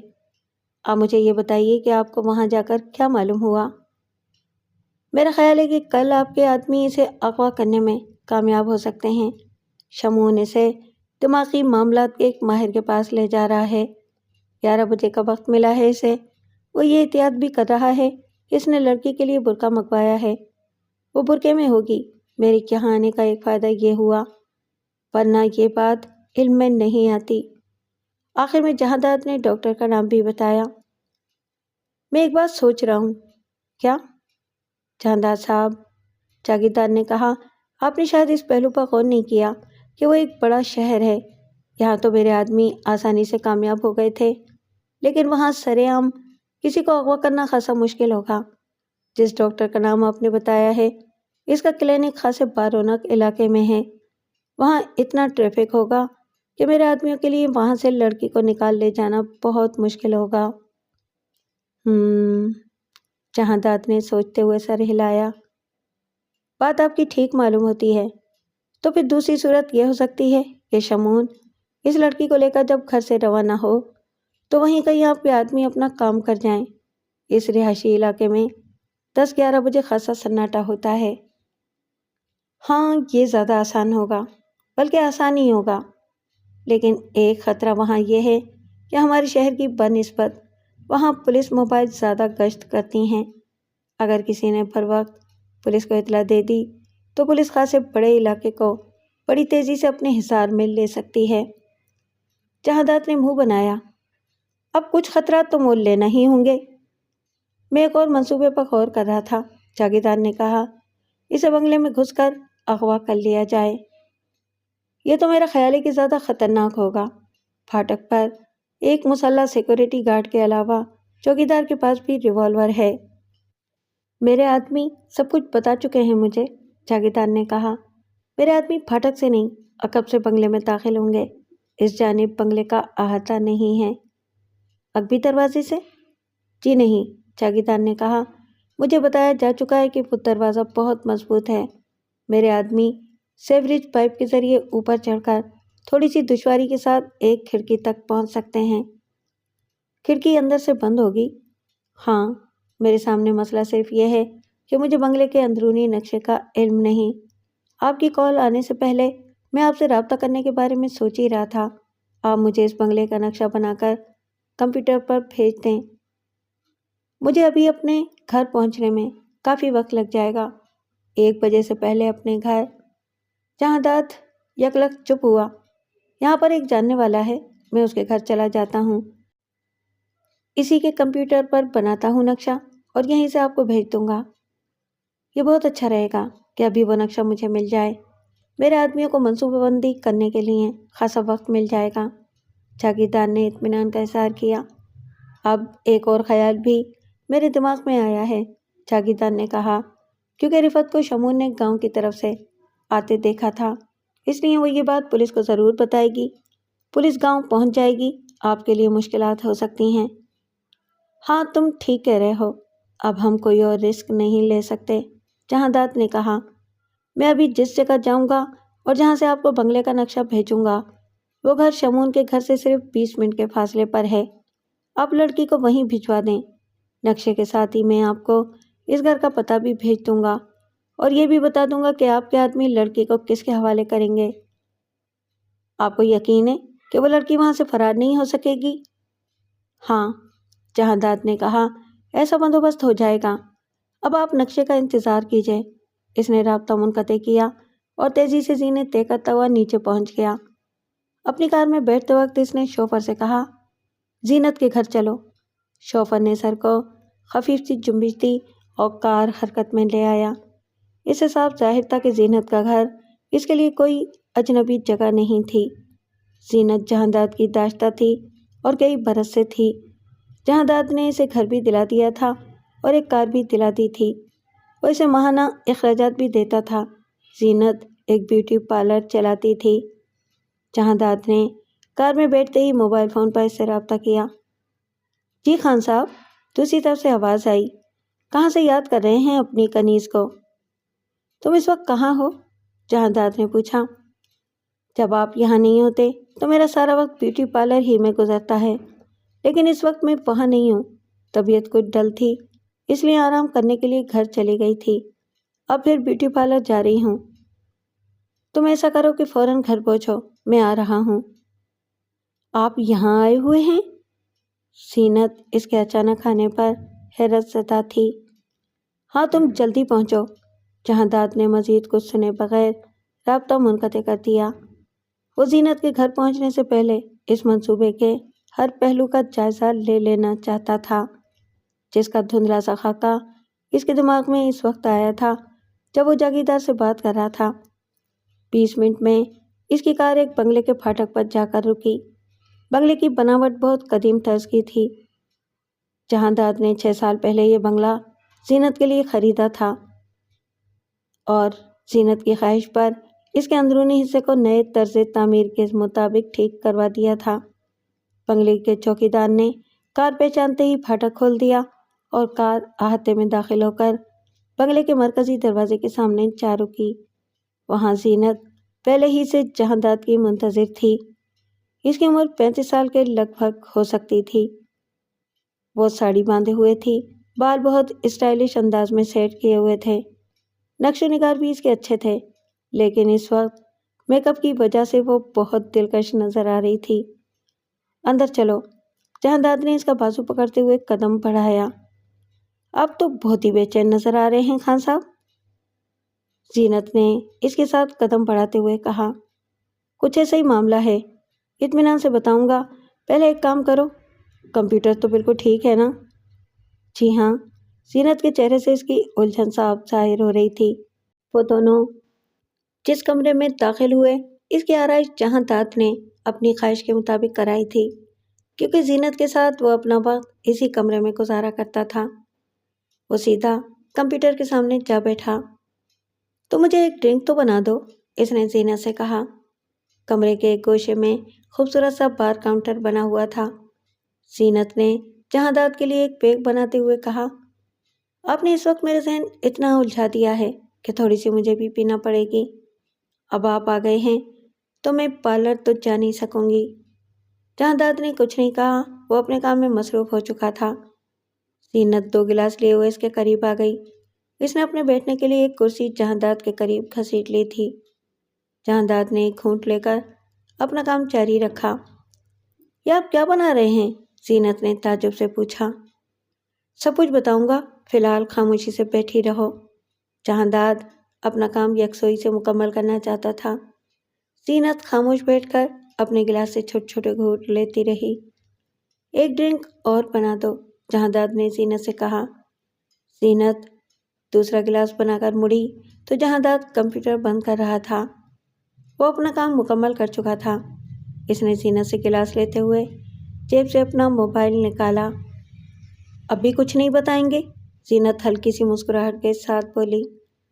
بس ایک فون اور کر لوں، جہانداد نے کہا، اور ایک گھونٹ لے کر اس نے موبائل فون پر جاگیردار سے رابطہ کیا۔ جی خان صاحب، دوسری طرف سے جاگیردار کی آواز آئی۔ وہ مل گیا ہے مجھے، لڑکی کو اسی گھر میں پہنچا دیا جائے گا جہاں کا پتہ آپ نے بھیجا ہے، لیکن یہ تو بتائیے کہ وہاں ہوگا کون؟ ایک ایسی ہستی جس سے میں بہت محبت کرتا ہوں، جہانداد نے ہلکی سی مسکراہٹ کے ساتھ زینت کی طرف دیکھتے ہوئے کہا۔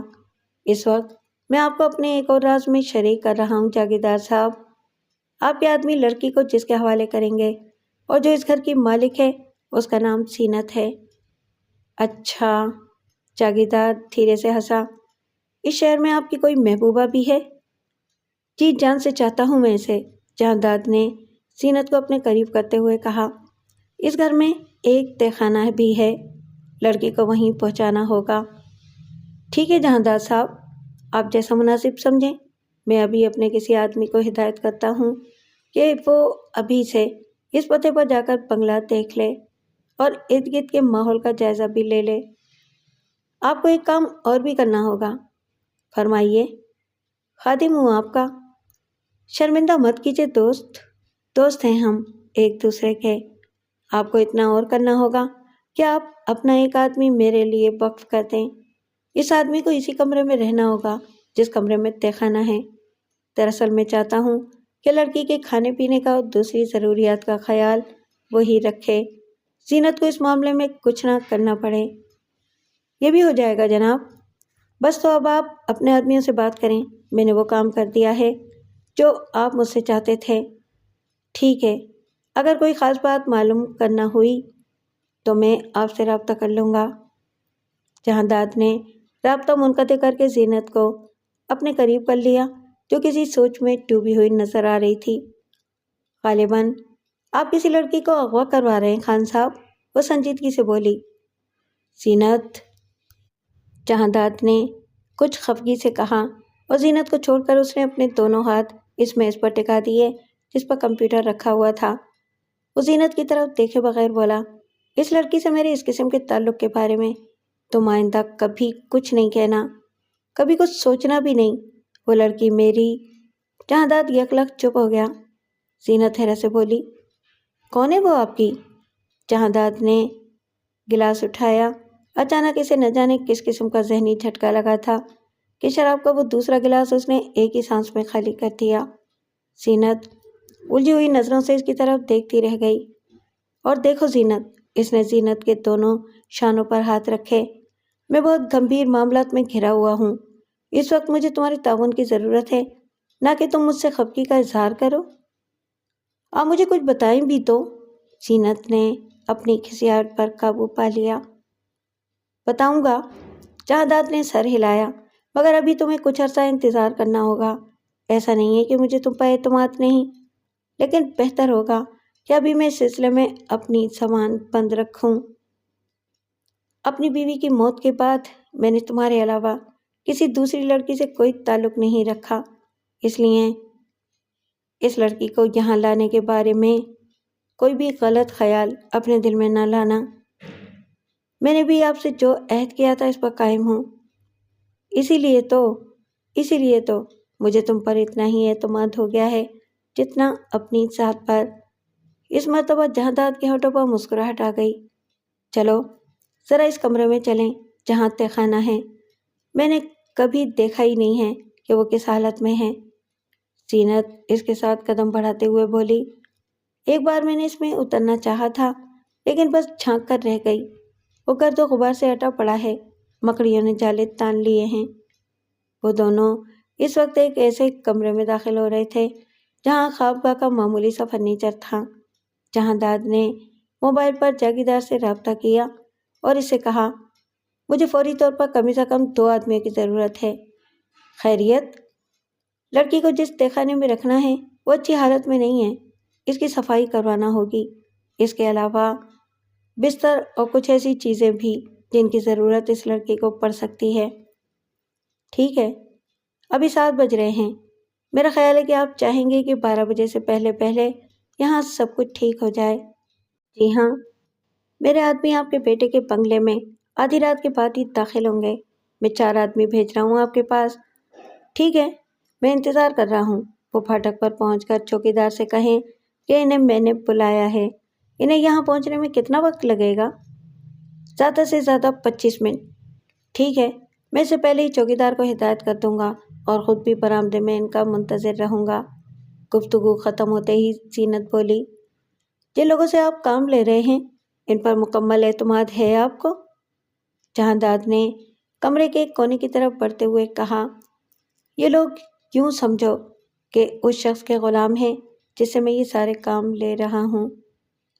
اگر ایسی کوئی بات ہے تو ٹھیک ہے۔ جہانداد نے کونے سے قالین اٹھایا اور کچھ طاقت لگا کر کھینچتا چلا گیا۔ قالین کے نیچے اتنا فرش نظر آنے لگا کہ کونے سے قالین تک کا فاصلہ 6 فٹ کے قریب ہو گیا۔ فرش کے کونے ہی میں فرش کا ایک حصہ چوبی تھا، اس کی چوڑائی اور لمبائی 4 سوا 4 فٹ کے قریب ہو سکتی تھی۔ تختے کے دیوار کی طرف کے کونے میں ایک چھوٹا سا کنڈا لگا ہوا تھا۔ جہانداد نے کنڈے میں 2 انگلیاں پھنسا کر تختہ اٹھایا تو وہ فرش سے الگ ہو گیا۔ وہ کسی بہت ہی مضبوط لکڑی کا تھا جس کے کناروں پر آہنی پتریاں لگی ہوئی تھیں۔ خاصا وزنی ہے نا؟ زینت بولی، میں بمشکل اٹھا سکی تھی۔ ہاں، جہانداد نے جھک کر تہخانے میں جھانکا اور پھر سیدھا کھڑا ہو گیا۔ سیلن کی بو بھی ہے، نہ جانے کب سے بند پڑا ہے۔ زینت نے کہا، آپ کو کچھ دکھائی تو نہیں دیا ہوگا، کیا ٹارچ چلاؤں؟ ضروری نہیں ہے، جہانداد نے کہا، تم دیکھ ہی چکی ہو، میں نے بھی بس یوں ہی جھانک لیا۔ جن لوگوں کو میں نے بلایا ہے وہ خود ہی سب کچھ کر لیں گے، آؤ ذرا چوکیدار کو ہدایت کر دوں۔ وہ دونوں دروازے کی طرف بڑھے۔ کوئی خفیہ طریقہ نہیں بنایا گیا اس تہخانے کو بند کرنے یا کھولنے کا؟ زینت بولی، ہاں، اس سے میں نے سمجھا ہے کہ یہ گھر غالباً دوسری جنگ عظیم کے دوران میں بنوایا گیا ہوگا۔ وہ دونوں اس تہخانے کے بارے میں باتیں کرتے ہوئے بنگلے سے نکل آئے۔ جہانداد نے زینت کو برآمدے ہی میں چھوڑا اور پھاٹک کی طرف بڑھ گیا۔ چوکیدار کو ہدایت کرنے کے بعد وہ واپس لوٹا۔ اس گھر میں 2 ہی ملازم تھے۔ چوکیدار مالی کا کام بھی کرتا تھا۔ ایک بوڑھی ملازمہ تھی جو صبح کا دوپہر تک گھر کا سارا کام کاج کر کے چلی جاتی تھی۔ زینت کو دوپہر کے بعد ہی اپنے بیوٹی پارلر جانا ہوتا تھا۔ اس کی عدم موجودگی میں بیوٹی پارلر میں کام کرنے والی عورتوں میں سے ایک کو زینت نے ان کا انچارج بنا دیا تھا۔ جہانداد نے برآمدے میں پڑی ہوئی 2 کرسیوں میں سے ایک پر بیٹھتے ہوئے زینت سے کہا، میرے لیے ایک اور ڈرنک بنا ہی لاؤ۔ جب تک وہ لوگ آ کر یہاں تہخانے کا سارا کام ختم نہ کر لیں مجھے یہاں رکنا چاہیے، اس کے بعد میں چلا جاؤں گا۔ مجھے اچھی طرح سمجھا کر جائیے گا کہ مجھے کیا کرنا ہے۔ ہاں، وہ تو میں تمہیں بتا کر جاؤں گا۔ زینت ڈرنک بنانے چلی گئی۔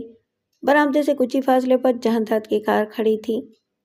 رات ہو چکی تھی لیکن شمون نے غسل کیا۔ گھر آنے کے بعد اس کا وقت اتنی مصروفیت اور الجھنوں میں گزرا تھا کہ اس نے اپنی حالت پر دھیان ہی نہیں دیا تھا۔ وہ نہا کر نکلا ہی تھا کہ سمیرا قدرے پریشان سے کمرے میں آئی۔ شمون، وہ فوراً بولی، پاپا کا فون آیا تھا، ان کی طبیعت کچھ ٹھیک نہیں، شدید گھبراہٹ محسوس کر رہے ہیں، ڈاکٹر کو بلایا تھا، وہ ایک انجیکشن لگا کر اور کچھ دوائیں دے کر چلا گیا ہے۔ اس کا خیال ہے کہ پریشانی کی کوئی بات نہیں، لو بلڈ پریشر ہے جو جلدی نارمل ہو جائے گا، لیکن پاپا کی خواہش ہے کہ ہم کچھ دیر کے لیے ان کے پاس آ جائیں۔ شمون سوچ میں پڑ گیا۔ پریشان نہ ہو، سمیرا پھر بولی، میں نے پاپا سے کہہ دیا تھا کہ تم بہت مصروف ہو، اس لیے میں تمہیں ڈسٹرب کرنا نہیں چاہتی۔ اگر تم اجازت دو تو میں اکیلی چلی جاؤں؟ ہاں ہاں، شمون جلدی سے بولا، اس میں کوئی حرج نہیں ہے۔ پھر وہ چونک کر بولا، تم نے اپنے پاپا کو اس لڑکی کے بارے میں بتا دیا ہے؟ عجیب سوال کیا ہے تم نے شمون، تمہاری اجازت کے بغیر میں انہیں یہاں کی کوئی بات بتا سکتی ہوں؟ شمون مسکرایا، تم بہت اچھی ہو سمیرا، نہیں، سمیرا دھیرے سے ہنسی، شاید زیادہ اچھی نہیں ہوں، تو میں جاؤں، تمہاری گاڑی لے جاؤں؟ ہاں لے جاؤ، اب تم جا رہی ہو تو اس لڑکی کی وجہ سے گھر میں میرا رکے رہنا تو بہت ضروری ہو گیا ہے۔ وہ کیا کر رہی ہے؟ خاموش بیٹھی ہوئی ہے، وہ کچھ بولتی ہی کہاں ہے، اگر کوئی بات کرو تو بس مختصر سا جواب دے دیتی ہے۔ میں کمرہ باہر سے مکفل کر کے آئی ہوں۔ ٹھیک ہے سمیرا، تم جاؤ، کب تک واپس آؤ گی؟ میرا مطلب ہے کہ کھانا، اگر پاپا نے اصرار نہیں کیا تو آ کر ہی کھاؤں گی، زیادہ سے زیادہ 10 بجے تک لوٹ آؤں گی۔ اس نے جواب دیتے ہوئے اپنی گھڑی پر نظر ڈالی۔ اس وقت 7:30 بجے تھے۔ تم کھا لینا، وہ شمون کے ساتھ دروازے کی طرف بڑھتے ہوئے بولی۔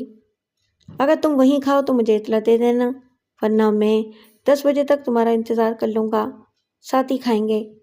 پاپا کی طبیعت سے بھی باخبر کرتی رہنا۔ وہ دونوں باتیں کرتے ہوئے بنگلے کے باہر برآمدے تک آ گئے تھے۔ سمیرا کو رخصت کرنے کے بعد شمون نے اپنی خوابگاہ کی طرف رخ کیا۔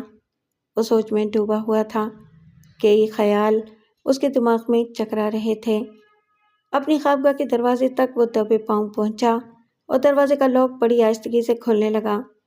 وہ چاہتا تھا کہ رفعت کو اس کی آمد کا احساس نہ ہو، وہ دیکھ لے یہ بھی کہ وہ تنہائی میں کیا کرتی ہے۔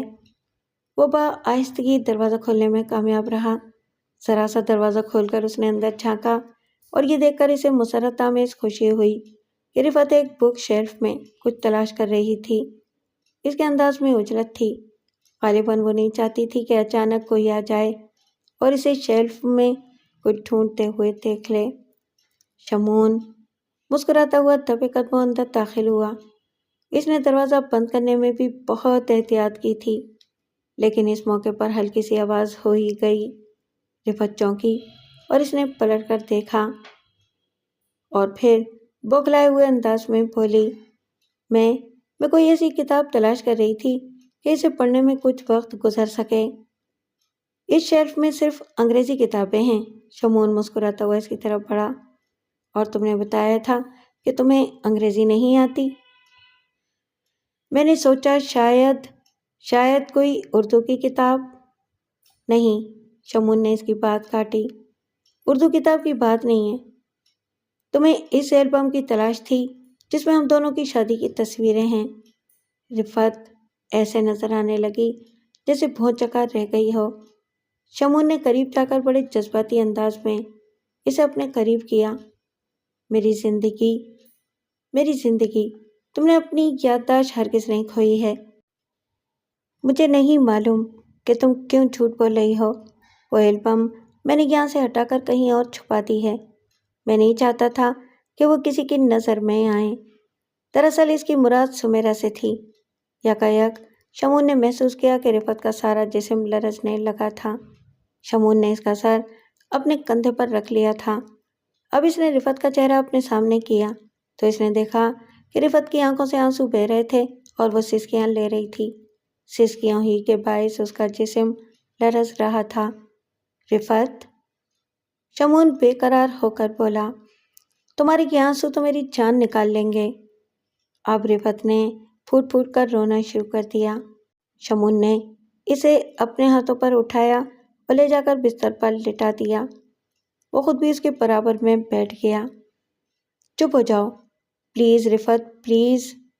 شمون، رفعت کی آواز میں بے حد لرزش تھی۔ شکر ہے تمہاری زبان پر میرا نام تو آیا۔ اس طرح نہ کرو شمون، رفعت سسکیاں لیتے ہوئے بولی، تمہاری بیوی آ گئی تو؟ آ جانے دو، شمون نے پرجوش انداز میں اس کی بات کاٹ دی۔ اب تم نے ظاہر کر دیا ہے کہ تمہاری یادداشت نہیں گئی تو مجھے کسی بات کی بھی پرواہ نہیں۔ دیکھ لے وہ، کل سے اب تک تم سے دور رہا ہوں تو بہت بے چین ہو رہا ہوں میں۔ مجھ سے رفعت کی سسکیاں جاری تھیں، اب بھی اتنی محبت ہے آپ کو؟ ویران ہو گیا تھا میں تمہارے بغیر۔ پلیز چپ ہو جاؤ، تمہارے آنسو میری جان نکال رہے ہیں۔ رفعت اپنے اوپر قابو پانے کی کوشش کرنے لگی۔ شمون ٹشو سے اس کا اشک آلود چہرہ صاف کرتے ہوئے اپنی محبت کا اظہار کرتا رہا۔ رفعت کچھ توقف سے بولی، اتنی محبت ہوتے ہوئے بھی مجھے تلاش نہیں کیا، مجھے ڈھونڈا نہیں، تجھ سے شادی کر لی۔ میں تمہیں سب کچھ بتا دوں گا رفعت، تمہارے اغوا ہو جانے کے بعد مجھ پر کیا گزری، شادی کے لیے کیوں مجبور ہوا، سب بتاؤں گا تمہیں۔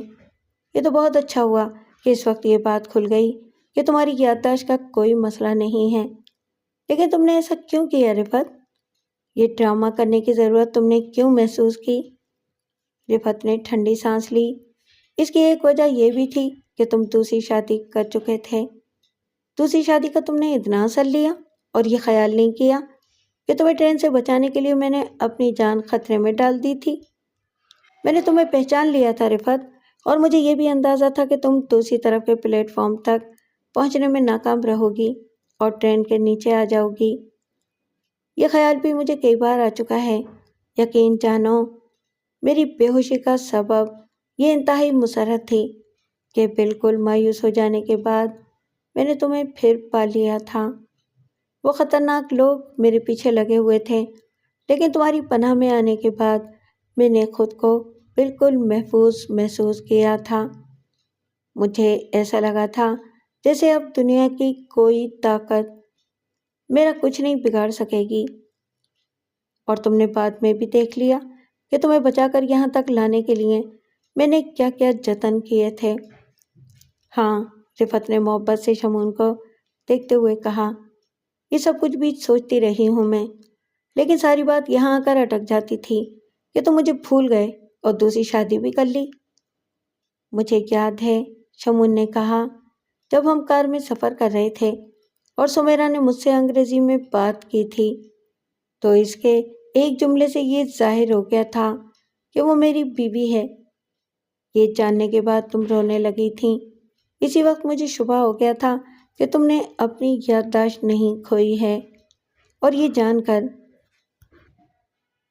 رو پڑی ہو کہ میں دوسری شادی کر چکا ہوں۔ لیکن بس شبہ ہی ہوا تھا، یقین نہ کرنے کی وجہ یہ تھی کہ یادداشت کھونے کا ڈرامہ تو تم نے بے ہوشی کے بعد ہوش میں آتے ہی شروع کر دیا تھا۔ اس کی کیا وجہ تھی رفعت؟ اس وقت بھی تمہاری دوسری شادی ہی کی بات نے میرے دل و دماغ کو جھٹکا پہنچایا تھا۔ بے ہوشی میں تم نے یہ کیسے جان لیا تھا؟ شمون نے حیرت سے کہا۔ رفعت کے ہونٹوں پر پھیکی سی مسکراہٹ آئی اور پھر وہ بولی، جب مجھے ہوش آ رہا تھا تو ایک آواز میرے کانوں میں آئی تھی۔ کسی نے کہا تھا، مجھے بالکل ٹھیک سے یاد تو نہیں ہے، لیکن کچھ اسی قسم کی بات کہی گئی تھی کہ مسز شمون، آپ پریشان نہ ہوں، شمون صاحب ابھی آ جائیں گے۔ اوہ، شمون کے منہ سے نکلا۔ پھر میں نے پوری طرح ہوش میں آنے کے باوجود چند لمحے بعد آنکھیں کھولی تھیں۔ اس وقت وہاں جمع لوگوں کو دیکھ کر مجھے خیال آیا تھا کہ سمیرا سے وہ بات کسی پولیس والے نے یا اسٹیشن ماسٹر نے کہی ہوگی۔ نہیں، وہ شمون بولا، وہ اسٹیشن ماسٹر نہیں ہوگا، لیکن اس بحث میں پڑنے کی ضرورت نہیں ہے۔ میرے لیے اہم تو یہ جاننا ہے کہ تم نے میری دوسری شادی کے بارے میں جاننے کے بعد یہ ڈرامہ آخر کیا کیوں؟ سچ بتا دوں شمون، میں تم سے سچی کی توقع رکھتا ہوں۔ میں نے سوچا تھا کہ ہمیشہ ہمیشہ کے لیے تم سے کہیں دور چلی جاؤں گی۔ رفعت کی آواز پھر آ گئی۔ یہ تو ایک اور قیامت گزر جاتی مجھ پر، لیکن نہیں گزری نا۔ اس مرتبہ رفعت کی مسکراہٹ میں پھیکا پن نہیں تھا۔ اس نے کہا، جب مجھے یہ اندازہ ہوا کہ تم مجھے اپنے ساتھ لے جانا چاہتے ہو تو میں بہت حیران ہوئی۔ میں سوچنے لگی کہ آخر تم کیا چاہتے ہو؟ کیا تم مجھے اس حالت میں قبول کر لو گے؟ حالات سے تمہاری کیا مراد ہے؟ میں بہت عرصے تک نامعلوم لوگوں کی قید میں رہی ہوں۔ تم سوچ سکتے تھے کہ ان لوگوں نے میرے ساتھ کیا کیا کیا ہوگا۔ رفعت یہ کہتے ہوئے اداس ہو گئی۔ کچھ بھی کیا ہو ان لوگوں نے، شمون نے پرجوش انداز میں رفعت کو اپنے قریب کرتے ہوئے کہا، تم میرے لیے جیسے پہلے تھی ویسی ہی اب ہو۔ کیا تم یقین کرو گے شمون کہ ان لوگوں نے مجھے قید میں رکھنے کے علاوہ میرے ساتھ اور کسی بھی قسم کی زیادتی نہیں کی؟ تم یہ بات کہو گی تو میں کیوں یقین نہیں کروں گا، لیکن یہاں یہ سوال ضرور آ جاتا ہے کہ ان لوگوں نے آخر تمہیں اغوا کیوں کیا تھا؟ یہ تو میں بھی کبھی نہیں جان سکی۔ میں ان لوگوں سے پوچھتی تھی مگر مجھے اپنی کسی بات کا جواب نہیں ملتا تھا۔ میں نے بس اسی اذیت میں دن گزارے ہیں کہ مجھے کس نے اغوا کروایا اور کیوں کروایا۔ میں نے ابھی کہا نا کہ مجھے قید کرنے کے علاوہ انہوں نے میرے ساتھ کوئی زیادتی نہیں کی۔ اس کے برخلاف میرا ہر طرح خیال رکھا گیا۔ ان سے مجھے کپڑے بھی مل جاتے تھے اور کھانے پینے کو بھی صحیح ملتا تھا۔ اس کے باوجود تم اتنی دبلی ہو گئی؟ ذہنی اذیت جسمانی اذیت سے زیادہ ہوتی ہے شمون۔ خیر، شمون نے سوچتے ہوئے کہا، تمہیں یہ اذیت پہنچانے والوں کو اس کا خمیازہ تو بھگتنا ہی پڑے گا۔ میں ان لوگوں کو معاف نہیں کروں گا رفعت۔ رفعت نے غور سے شمون کی طرف دیکھا۔ کیا تم ان لوگوں کو جانتے ہو؟ جانتا تو نہیں مگر جان لوں گا۔ ہاں، البتہ ایک شخص پر مجھے کچھ شبہ تو ہے، اور اگر وہ شبہ یقین میں بدل گیا تو بھی میں اس شخص کو معاف نہیں کروں گا۔ میں بتاؤں تمہیں کس پر شبہ ہے؟ شمون غور سے اس کی طرف دیکھنے لگا۔ رفعت نظریں جھکا کر آہستہ سے بولی، تمہیں اپنے ڈیڈی پر شبہ ہے؟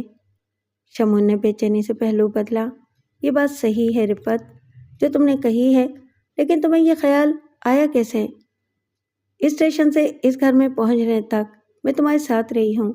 تم ڈیڈی سے موبائل پر جو باتیں کرتے رہے وہ میں نے بھی سنی ہیں۔ تم نے انہیں اس سے بے خبر رکھا تھا کہ میرے ساتھ تم کب اور کس جگہ ہو۔ شمون معتدلی سے مسکرایا۔ یہ بھی میرے لیے ایک صدمہ ہوگا اگر یہ شبہ درست ثابت ہوا۔ سوچ سوچ کر میرا دماغ پک گیا ہے، لیکن میں اندازہ بھی نہیں لگا سکا کہ اگر اس معاملے میں ڈیڈی کا ہاتھ ہے تو انہیں ایسا کرنے کی ضرورت کیوں پیش آئی؟ شاید وہ نہیں چاہتے کہ ایک معمولی گھر کی لڑکی ان کی بہو بنے۔ اگر ایسی بات ہوتی رفعت تو میرا خیال ہے کہ آج تم زندہ نہیں ہوتی۔ تمہیں اغوا کروانے کے لیے انہوں نے جن لوگوں سے بھی کام لیا وہ اچھے لوگ تو بہرحال نہیں ہوں گے۔ ان لوگوں سے کہا جاتا تو وہ تمہیں ختم بھی کر دیتے۔ رفعت نے سوچتے ہوئے سر ہلایا۔ یہ بھی تم ٹھیک ہی کہہ رہے ہو۔ شمون نے ٹھنڈی سانس لی۔ کاش اس معاملے میں ڈیڈی کا ہاتھ نہ ہو۔ رفعت نے شاید اس بات پر دھیان نہیں دیا اور بولی، کیا اب تم سمیرا کو بتا دو گے کہ میں؟ ابھی نہیں، شمون بول پڑا۔ دراصل یہ معاملہ ایک اعتبار سے الجھا ہوا بھی ہے رفعت۔ میں سمجھی نہیں۔ سمیرا سے اور اس کے والد سے یہ بات چھپائی گئی ہے کہ میری شادی ہو چکی تھی۔ سمیرا کے والد سے میرے ڈیڈی کے تعلقات بہت اچھے تھے اور اچھے ہیں۔ یہ بات سمیرا کے والد پر کھلی تو ڈیڈی سے ان کے تعلقات خراب ہو جائیں گے۔ اور سمیرا سے تمہارے تعلقات؟ مجھے اس کی پرواہ نہیں ہے کہ سمیرا تمہیں قبول کرنے پر آمادہ ہوگی یا نہیں، لیکن اتنا میں جانتا ہوں کہ وہ مجھے بہت چاہتی ہے۔ پھر تو یہ اس کے لیے اور زیادہ دشوار ہو جائے گا کہ وہ اپنی محبت میں مجھے بھی شامل کر لے۔ شمون نے غور سے اس کی طرف دیکھتے ہوئے کہا، کیا تم اسے برداشت کر لو گی؟ اگر نہیں کروں گی تو یہ انسانیت سے گری ہوئی حرکت ہوگی۔ وہ زبردستی تو تمہاری بیوی نہیں بنی۔ اسے آخر کس بات کی سزا ملے؟ اگر تم نے اسے علیحدگی کے بارے میں سوچا بھی تو میں اس کی شدید مخالفت کروں گی۔ شمون نے بے اختیار رفعت کو اپنے قریب کیا۔ تم نے میرا دماغ ہلکا کر دیا رفعت۔ میں بھی نہیں چاہتا کہ سمیرا سے علیحدگی اختیار کروں۔ وہ مجھے بہت چاہتی ہے۔ مجھ سے الگ ہونا اس کے لیے بہت ہی اذیت ناک ہوگا۔ تمہیں سوچنا بھی نہیں چاہیے تھا کہ میں اسے تم سے الگ کروانا چاہوں گی۔ ہاں، یہ ایک الگ مسئلہ ہے کہ وہ مجھے برداشت کرنے کے لیے تیار ہوگی یا نہیں۔ شمون کے کچھ بولنے سے پہلے اس کے موبائل فون کی گھنٹی بجنے لگی۔ اس نے جلدی سے موبائل نکالا اور اسکرین پر نظر ڈالنے کے بعد اس نے رفعت سے کہا، سمیرا کی کال ہے، اب تم بالکل خاموش رہنا۔ کہاں ہے وہ؟ رفعت پوچھ بیٹھی۔ شمون نے اسے ہاتھ سے خاموش رہنے کا اشارہ کرتے ہوئے کال ریسیو کی۔ ہاں سمیرا، کیسی طبیعت ہے تمہارے پاپا کی؟ وہ ٹھیک ہے، بس پریشان ہو گئے تھے کسی وجہ سے۔ اسی سے بلڈ پریشر کم ہو گیا تھا۔ مجھ سے بات کرتے رہے تو وہ بالکل ٹھیک نظر آنے لگے ہیں اب۔ میں 9 بجے تک آ جاؤں گی شمون۔ کھانا کھا کر آؤ گی؟ نہیں، سمیرا نے جواب دیا۔ شمون نے اپنی گھڑی پر نظر ڈالی۔ میں بس ذرا دیر بعد یہاں سے روانہ ہو جاؤں گی۔ اس لڑکی کا کیا حال ہے؟ میں ایک مرتبہ کمرے میں گیا تھا، شمون نے رفعت پر نظر ڈالتے ہوئے ہلکی سی مسکراہٹ کے ساتھ کہا۔ جیسا کہ تم بتا چکی ہو، وہ اپنے خیالوں میں کھوئی ہوئی تھی۔ میں نے اسے کھانے کے لیے پوچھا تو اس نے تمہارے بارے میں سوال کر ڈالا۔ میں نے اسے بتا دیا کہ تم اپنے پاپا کے گھر گئی ہو اور شاید کھانا کھا کر آؤ۔ اس پر اس نے بس اتنا ہی کہا کہ ابھی سے بھوک نہیں ہے۔ پھر وہ چونک کر بولا، تم اس وقت کہاں ہو؟ پاپا کے کمرے میں نہیں ہوں، سمیرا نے جواب دیا۔ وہاں ہوتی تو تم سے اس لڑکی کے بارے میں بات نہیں کرتی۔ اچھا، اب میں بند کر رہی ہوں، 9 بجے تک پہنچ جاؤں گی۔ اوکے، شمون نے رابطہ منقطع کر دیا۔ رفعت اس دوران میں خاموشی سے شمون کا منہ تکتی رہی۔ اب وہ فوراً بول پڑی، وہ اپنے پاپا کے گھر کیوں گئی ہے؟ شمون نے اسے سبب بتا دیا اور بولا، وہ 10 بجے آتی تو اچھا تھا۔ خیر، ابھی 9 بجنے میں بھی اتنا وقت ہے کہ ہم کچھ ضروری باتیں بھی کریں گے اور گزرے ہوئے وقت کو آواز بھی دیں گے۔ رفعت نے شمون کا اشارہ سمجھ کر نظریں جھکا لیں اور آہستہ سے بولی، ضروری باتیں کیا ہیں؟ مجھے اطمینان حاصل کرنا ہے کہ وہ لوگ تمہیں دوبارہ اغوا کرنے کی کوشش نہیں کریں گے۔ وہ تو شاید کریں گے، رفعت نے سنجیدگی سے کہا۔ شمون چونکا، تم یہ بات کیسے کہہ رہی ہو؟ میں تمہیں بتا چکی ہوں کہ ان لوگوں نے میرے ساتھ کوئی زیادتی نہیں کی، لیکن مجھے 2-1 مرتبہ یہ دھمکی ضرور دی گئی کہ اگر میں نے وہاں سے فرار ہونے کی کوشش کی تو اول تو کامیاب نہیں ہو سکوں گی، اور اگر ہو بھی گئی تو وہ مجھے دوبارہ بھی اغوا کر سکتے ہیں۔ وہ نہیں چاہتے تھے کہ میں تم سے آ ملوں۔ گویا میرا یہ شبہ ٹھیک ہے کہ تمہیں دوبارہ اغوا کرنے کی کوشش کی جا سکتی ہے، شمون نے متفکر لہجے میں کہا۔ ہاں، یہ بھی قابل غور بات ہے، شمون نے سوچتے ہوئے کہا۔ یعنی تمہیں صرف اس لیے اغوا کیا گیا تھا کہ تم میرے ساتھ نہ رہ سکو؟ ان لوگوں کی دھمکی سے تو یہی لگتا ہے شمون، رفعت نے کہا اور پھر رہاسی آواز میں بولی، کہیں میں تم سے پھر جدا نہ ہو جاؤں شمون۔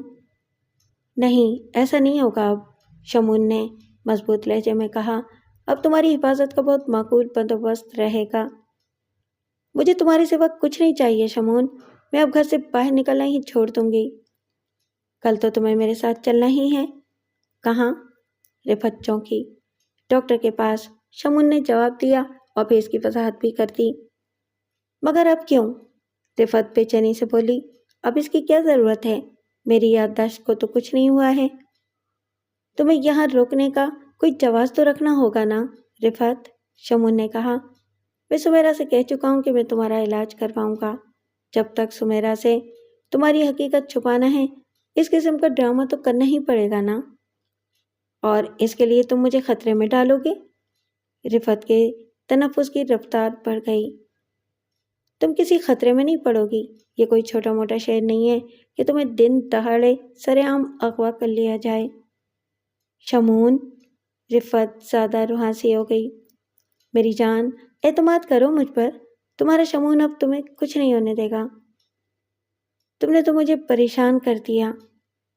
سب ٹھیک ہو جائے گا، شمون نے مسکرا کر اس کا گال تھپکا اور پھر یکایک سنجیدہ ہو کر بولا، تمہیں اپنے والدین کی یاد نہیں آتے رفعت؟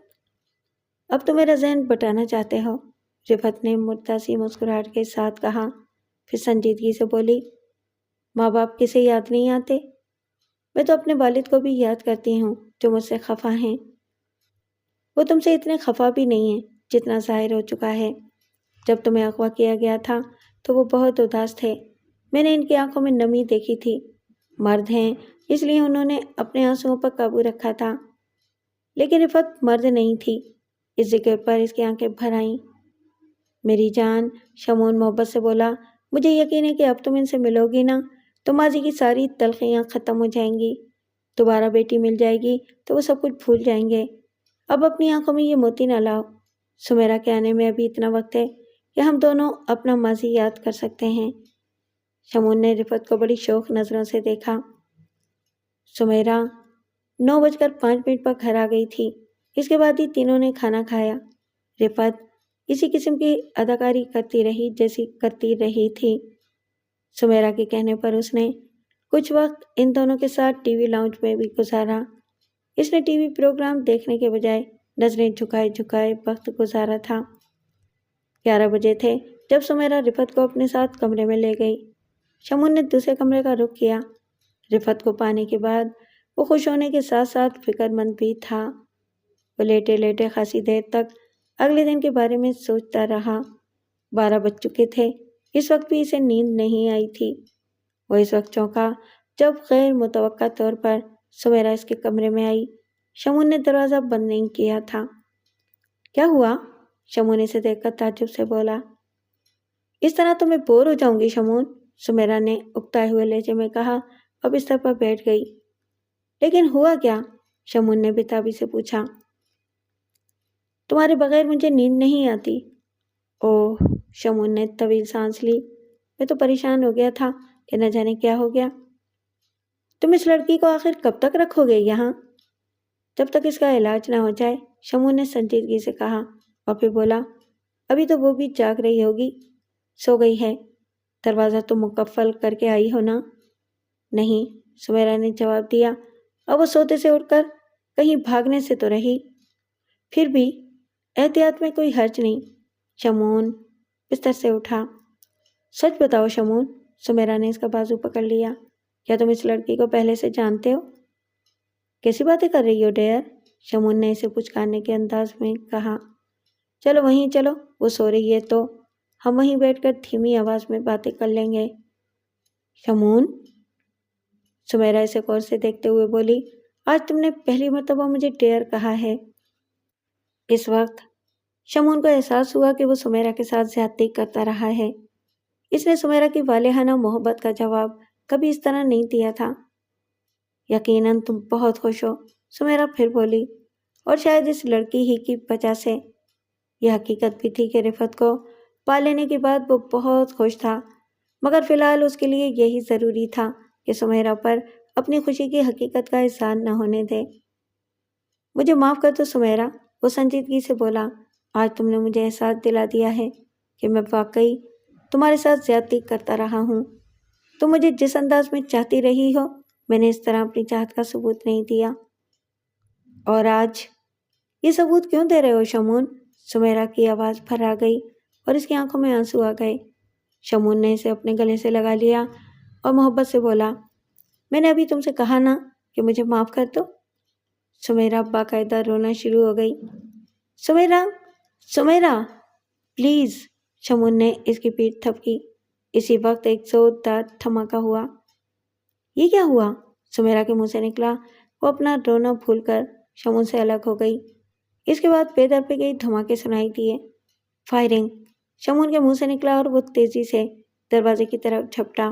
شمون دروازہ کھول کر تیزی سے باہر نکلا۔ بے در پہ ہونے والے دھماکے اس وقت رک چکے تھے۔ شمون اس وقت ننگے پیر دوڑ رہا تھا۔ سمیرا اس کے پیچھے تھی، لیکن وہ اتنی تیز نہیں دوڑ سکتی تھی۔ شمون، شمون، رفت کی چیختی ہوئی آواز سنائی دی۔ اس وقت تک شمون اپنی خوابگاہ کے دروازے پر پہنچ گیا تھا۔ سمیرا اس سے کچھ دور تھی، لیکن اس نے اتنا ضرور دیکھ لیا کہ دروازہ کھول کر رفت باہر نکلی تھی اور بہت وحشت زدہ نظر آ رہی تھی۔ شمون، وہ سسکتی ہوئی شمون کے سینے سے لگ گئی۔ یہ کیا ہو رہا ہے شمون؟ سمیرا جہاں تھی وہیں ٹھٹک کر رک گئی۔ وہ آنکھیں پھاڑے سمیرا اور شمون کو دیکھ رہی تھی۔ اس منظر نے اسے بونچکا کر دیا تھا۔ سمیرا شمون کے سینے سے لگی سسکیاں لے رہی تھی اور شمون اس کو دلاسا دینے کے لیے اس کی پیٹھ تپک رہا تھا۔ وہ منظر دیکھ کر سمیرا ذرا دیر کے لیے یہ بھی بھول گئی تھی کہ چند لمحے پہلے تک گولیاں چلتی رہی تھیں۔ موبائل فون کی گھنٹی بجتے ہی جہانداد نے کال ریسیو کی۔ وہ جاگیردار کی کال تھی جس کا وہ بے چینی سے منتظر تھا۔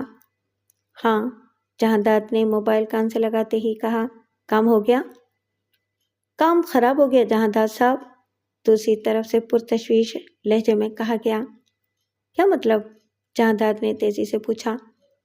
آپ نے بتایا تھا کہ پھاٹک پر صرف ایک سیکورٹی گارڈ ہوتا ہے، یا چوکیدار کے پاس ریوالور ہے، لیکن وہاں تو 3 گارڈز اور بھی تھے اور انہیں بنگلے کے عقب میں مامور کیا گیا تھا۔ مجھے ان کے بارے میں علم نہیں تھا، لیکن ہوا کیا؟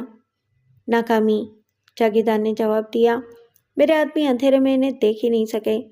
میرے پہلے ہی آدمی نے سیوریج پائپ پر چڑھنے کی کوشش کی تھی کہ اس کی ٹنگ پر گولی چلائی گئی۔ جواب میں میرے لوگوں نے بھی فائر کھول دیے۔ بس خیریت یہ ہوئی کہ میرے آدمیوں کو وہاں سے فرار ہونے میں کامیابی ہو گئی۔ ان کی گاڑی کسی پولیس موبائل کی نظر میں بھی نہیں آئی۔ وہ لوگ اپنے ٹھکانے پر پہنچ چکے ہیں۔ میرے ایک آدمی کی پنڈلی کی مرہم پٹی کی جا رہی ہے۔ یہ تو بہت برا ہوا، جہانداد نے کہا۔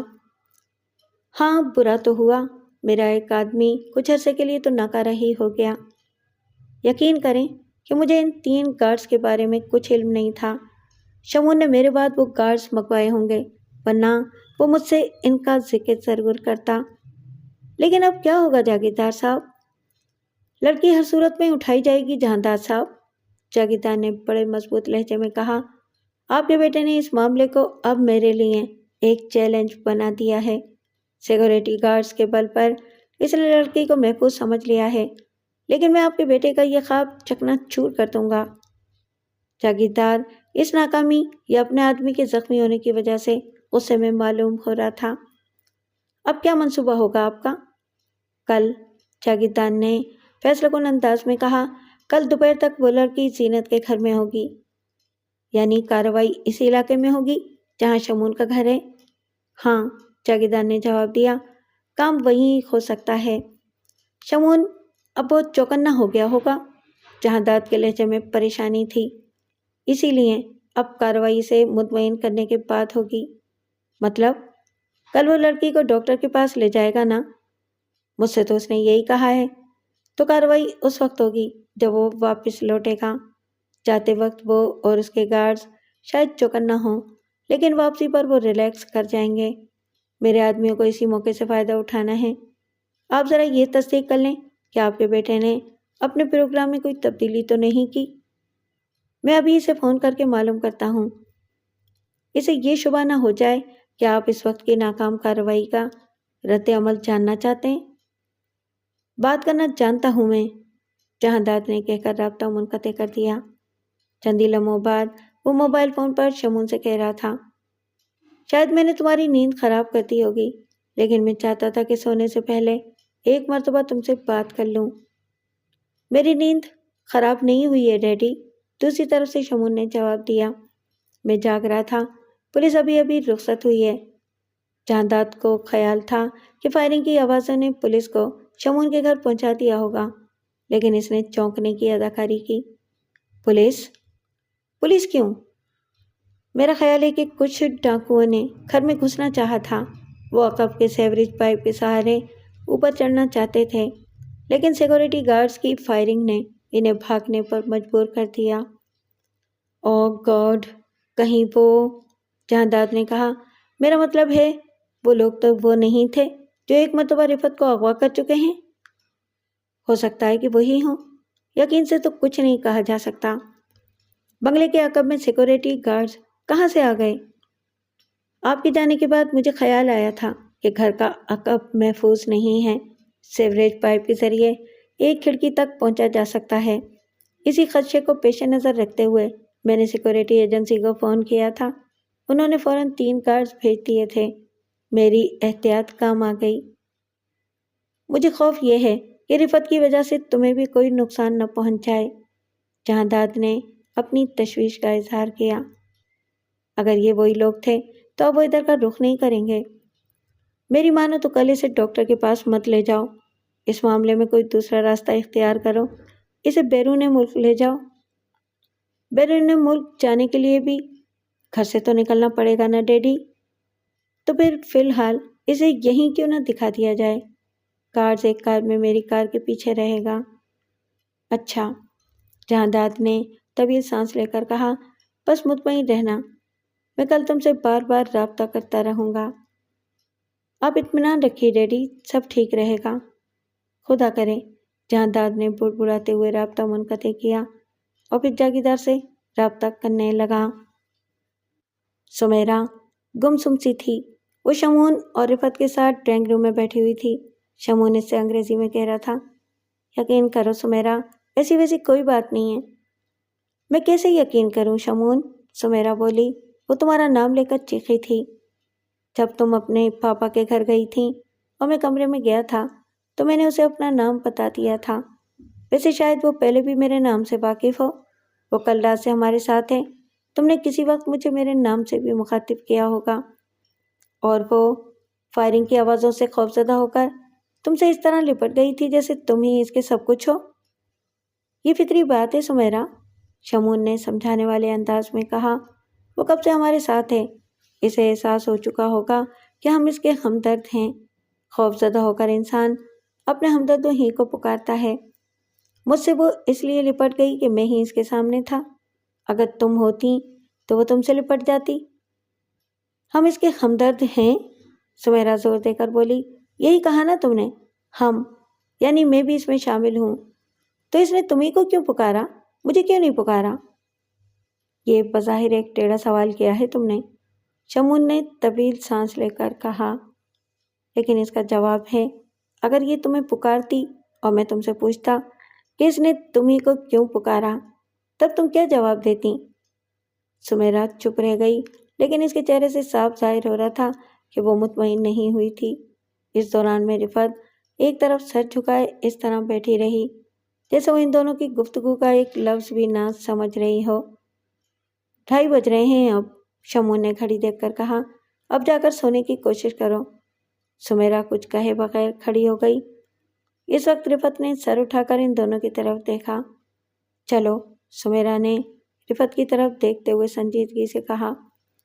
ہاں جاؤ، شاباش، شمعون نے رفعت کی طرف دیکھتے ہوئے اس طرح کہا جیسے کسی بچے کو سمجھا رہا ہو۔ ڈرنے کی ضرورت نہیں، وہ لوگ ڈاکو تھے جنہیں گارڈز نے فائرنگ کر کے بھگا دیا۔ رفعت کھڑی ہو گئی۔ سمیرا اسے اپنے ساتھ کمرے میں لے آئی۔ بستر پر لیٹنے کے بعد سمیرا نے آنکھیں بند کر لیں، لیکن نیند اس وقت اس کی آنکھوں سے کافور ہو چکی تھی۔ اسے رہ رہ کر خیال آ رہا تھا کہ اس لڑکی کا شمعون سے کوئی نہ کوئی تعلق ضرور ہے۔ اس نے شادی کے بعد شمعون کو اتنا خوش کبھی نہیں دیکھا تھا جتنا خوش وہ اسے آج نظر آیا تھا۔ شاید یادداشت کا معاملہ بھی محض ڈرامہ ہے، وہ سوچ رہی تھی۔ انہی خیالات کے باعث دوسری صبح ناشتہ کرتے وقت اس نے انگریزی میں شمعون سے کہا، لڑکی کو ڈاکٹر کے پاس لے جانے کے لیے کس وقت روانہ ہوگے؟ 10:15 بجے تک۔ کیوں؟ اس وقت میں بھی تیار ہو جاؤں گی۔ کیا مطلب، تم بھی چلو گی؟ کیوں، اس میں کوئی حرج ہے؟ نہیں، حرج تو نہیں، مگر کیا؟ کچھ نہیں، ٹھیک ہے، نہ جانے کیا شبہات ہیں تمہارے دماغ میں، چلو تم بھی چلنا۔ اس وقت سمیرا کے دماغ میں یہ بات بھی تھی کہ ان کی انگریزی میں گفتگو بلا وجہ ہے۔ وہ لڑکی انگریزی بھی جانتی ہوگی۔ 10:15 بجے شمعون کی کار بنگلے سے نکلی تو کچھ فاصلے پر کھڑی ہوئی ایک کار بھی حرکت میں آئی۔ اس کار میں سیکورٹی گارڈز تھے۔ ڈرائیونگ شمعون نے سنبھال رکھی تھی۔ سمیرا اس کے برابر میں اور رفعت پچھلی نشست پر تھی۔ شمعون نے ڈرائیونگ کے دوران میں موبائل فون پر پیچھے آنے والی کار میں موجود کسی گارڈ سے کہا، برابر ساتھ رہنا، ہماری گاڑیوں کے بیچ میں کوئی دوسری کار نہ آنے پائے۔ رائٹ سر، جواب ملا۔ شمعون نے موبائل بند کر کے اپنی گود میں ڈال لیا۔ سمیرا بولی، اسی لیے میں تمہارے ساتھ آئی ہوں شمعون۔ کیا مطلب؟ تم نے کل رات خدشہ ظاہر کیا تھا کہ وہ لوگ ڈاکو تھے، لیکن تم سمجھ یہی رہے ہو کہ یہ وہی لوگ ہوں گے جن کی کیس سے یہ لڑکی فرار ہوئی تھی، اور اب بھی تمہیں انہی لوگوں کی طرف سے خطرہ ہے۔ گارڈز اگر صرف گھر کی حفاظت کے لیے رکھے گئے ہوتے تو اس وقت تم انہیں اپنے ساتھ نہیں رکھتے۔ تم ٹھیک سمجھ رہی ہو، شمعون نے اعتراف کر لیا۔ میں اس لڑکی کو ہر حال میں محفوظ رکھنا چاہتا ہوں، اور اسی لیے میں بھی ساتھ آئی ہوں۔ میں نہیں چاہتی کہ اس لڑکی کی وجہ سے تم بھی کسی خطرے میں پڑو، اس لیے میں اس وقت تم سے دور نہ ہوں۔ اس دونوں میں یہ گفتگو اس وقت بھی انگریزی میں ہی ہو رہی تھی۔ میں جانتا ہوں سمیرا، شمعون نے سنجیدگی سے کہا، بہت محبت کرتی ہو تم مجھ سے، اور مجھے خیال ہے کہ جلد ہی تمہاری اس محبت کے امتحان کا وقت بھی آنے والا ہے۔ امتحان؟ سمیرا چونکی۔ شمون نے اس بات میں سر ہلایا اور کہا، فی الحال اس بارے میں کوئی اور سوال مت کرنا۔ سمیرا نے اسے غور سے دیکھا اور پھر خاموشی اختیار کر لی۔ کلینک قریب آ گیا تو شمون نے موبائل پر سیکورٹی گارڈ سے کہا، تم لوگ باہر ہی رکنا، باہر رک کر تم نظر آنے والے لوگوں کی نقل و حرکت چیک کرتے رہنا۔ رائٹ سر، دوسری طرف سے کہا گیا۔ شمون نے موبائل جیب میں ڈال کر کار کی رفتار کم کرنا شروع کی۔ سمیرا نے اب بالکل چپ سادھ لی تھی۔ وہ تینوں کلینک میں داخل ہوئے۔ ڈاکٹر نے ٹھیک 11 بجے رفعت کو بلا لیا۔ اس کے ساتھ شمون اور سمیرا بھی ڈاکٹر کے کمرے میں داخل ہوئے۔ تقریباً 1 گھنٹہ وہاں گزرا۔ سمیرا کو اب یقین آیا کہ شمون واقعی اس لڑکی کا چیک اپ کروانا چاہتا تھا۔ واپسی پر شمون نے سمیرا سے انگریزی میں کہا، اب تو تمہیں یقین آ گیا ہوگا کہ مجھے واقعی اس لڑکی کا علاج کرانا ہے۔ سمیرا کی نظریں جھک گئیں، پھر اس نے بھرائی ہوئی آواز میں کہا، تم ٹھیک سمجھے ہو شمون، مجھے اس معاملے میں واقعی شک تھا، لیکن یہ بھی سچ ہے کہ میں کسی خطرے کے وقت تم سے دور نہیں رہنا چاہتی۔ مجھے بھی تمہاری اس دوسری بات پر یقین ہے سمیرا۔ سمیرا خاموش رہی۔ کار جب بنگلے کے قریب پہنچ گئی تو شمون نے موبائل پر سیکورٹی گارڈ سے کہا، اب تم لوگ گاڑی آگے نکال لے جاؤ اور رکبی گلی میں اپنی پوزیشن سنبھالو۔ اس کے ساتھ ہی شمون نے بریک لگا کر اپنی کار پھاٹک کے سامنے روکی۔ پھاٹک فوراً کھولا گیا۔ شمون کار کو پھر حرکت میں لایا۔ جیسے ہی اس کی کار پوری طرح اندر داخل ہوئی، پھاٹک بند کیا جانے لگا۔ یہ چوکیدار تو نہیں ہے؟ سمیرا چونک کر بولی۔ اس نے اتفاقاً کھڑکی سے سر نکال کر پھاٹک بند کرنے والے کو دیکھ لیا تھا۔ اگر پھاٹک بند کرنے والے کا رخ کار کی طرف نہ ہوتا تو سمیرا یہ بھی دیکھ لیتی کہ پھاٹک بند کرنے والے کے چہرے پر نقاب بھی تھا۔ کیا؟ شمون چونکا۔ اسی وقت شمون کو بریک بھی لگانا پڑا، کیونکہ جس گارڈ کو بنگلے ہی پر رہنے دیا گیا تھا وہ اس کی کار کے سامنے آ گرا تھا۔ اس کے ہاتھ پیر بندھے ہوئے تھے۔ اسے کسی نے دھکا دے کر کار کے آگے گرایا ہوگا۔ شمون! رفعت چیخ پڑی۔ ایک نقاب پوش تیزی سے دروازہ کھول کر عقبی نشست پر رفعت کے برابر میں آ گیا تھا۔ اس کے چہرے پر بھی نقاب تھا۔ ہاتھ میں ریوالور تھا جو اس نے شمون کے سر سے لگا دیا تھا۔ خبردار! وہ کٹرایا، اگر تم دونوں عورتوں میں سے کسی نے بھی چیخ پکار کی تو میں اس شخص کی کھوپڑی میں گولی اتار دوں گا۔ اسی مختصر دورانیے میں تینوں نقاب پوش بھی کار کے قریب آ گئے تھے۔ ان کے ہاتھوں میں چھوٹی گنیں تھیں۔ کوئی چیخ پکار نہیں، ان میں سے بھی ایک نے دھمکی دی۔ پچھلی نشست کی دوسری جانب کا دروازہ ایک نقاب پوش نے ہی کھولا۔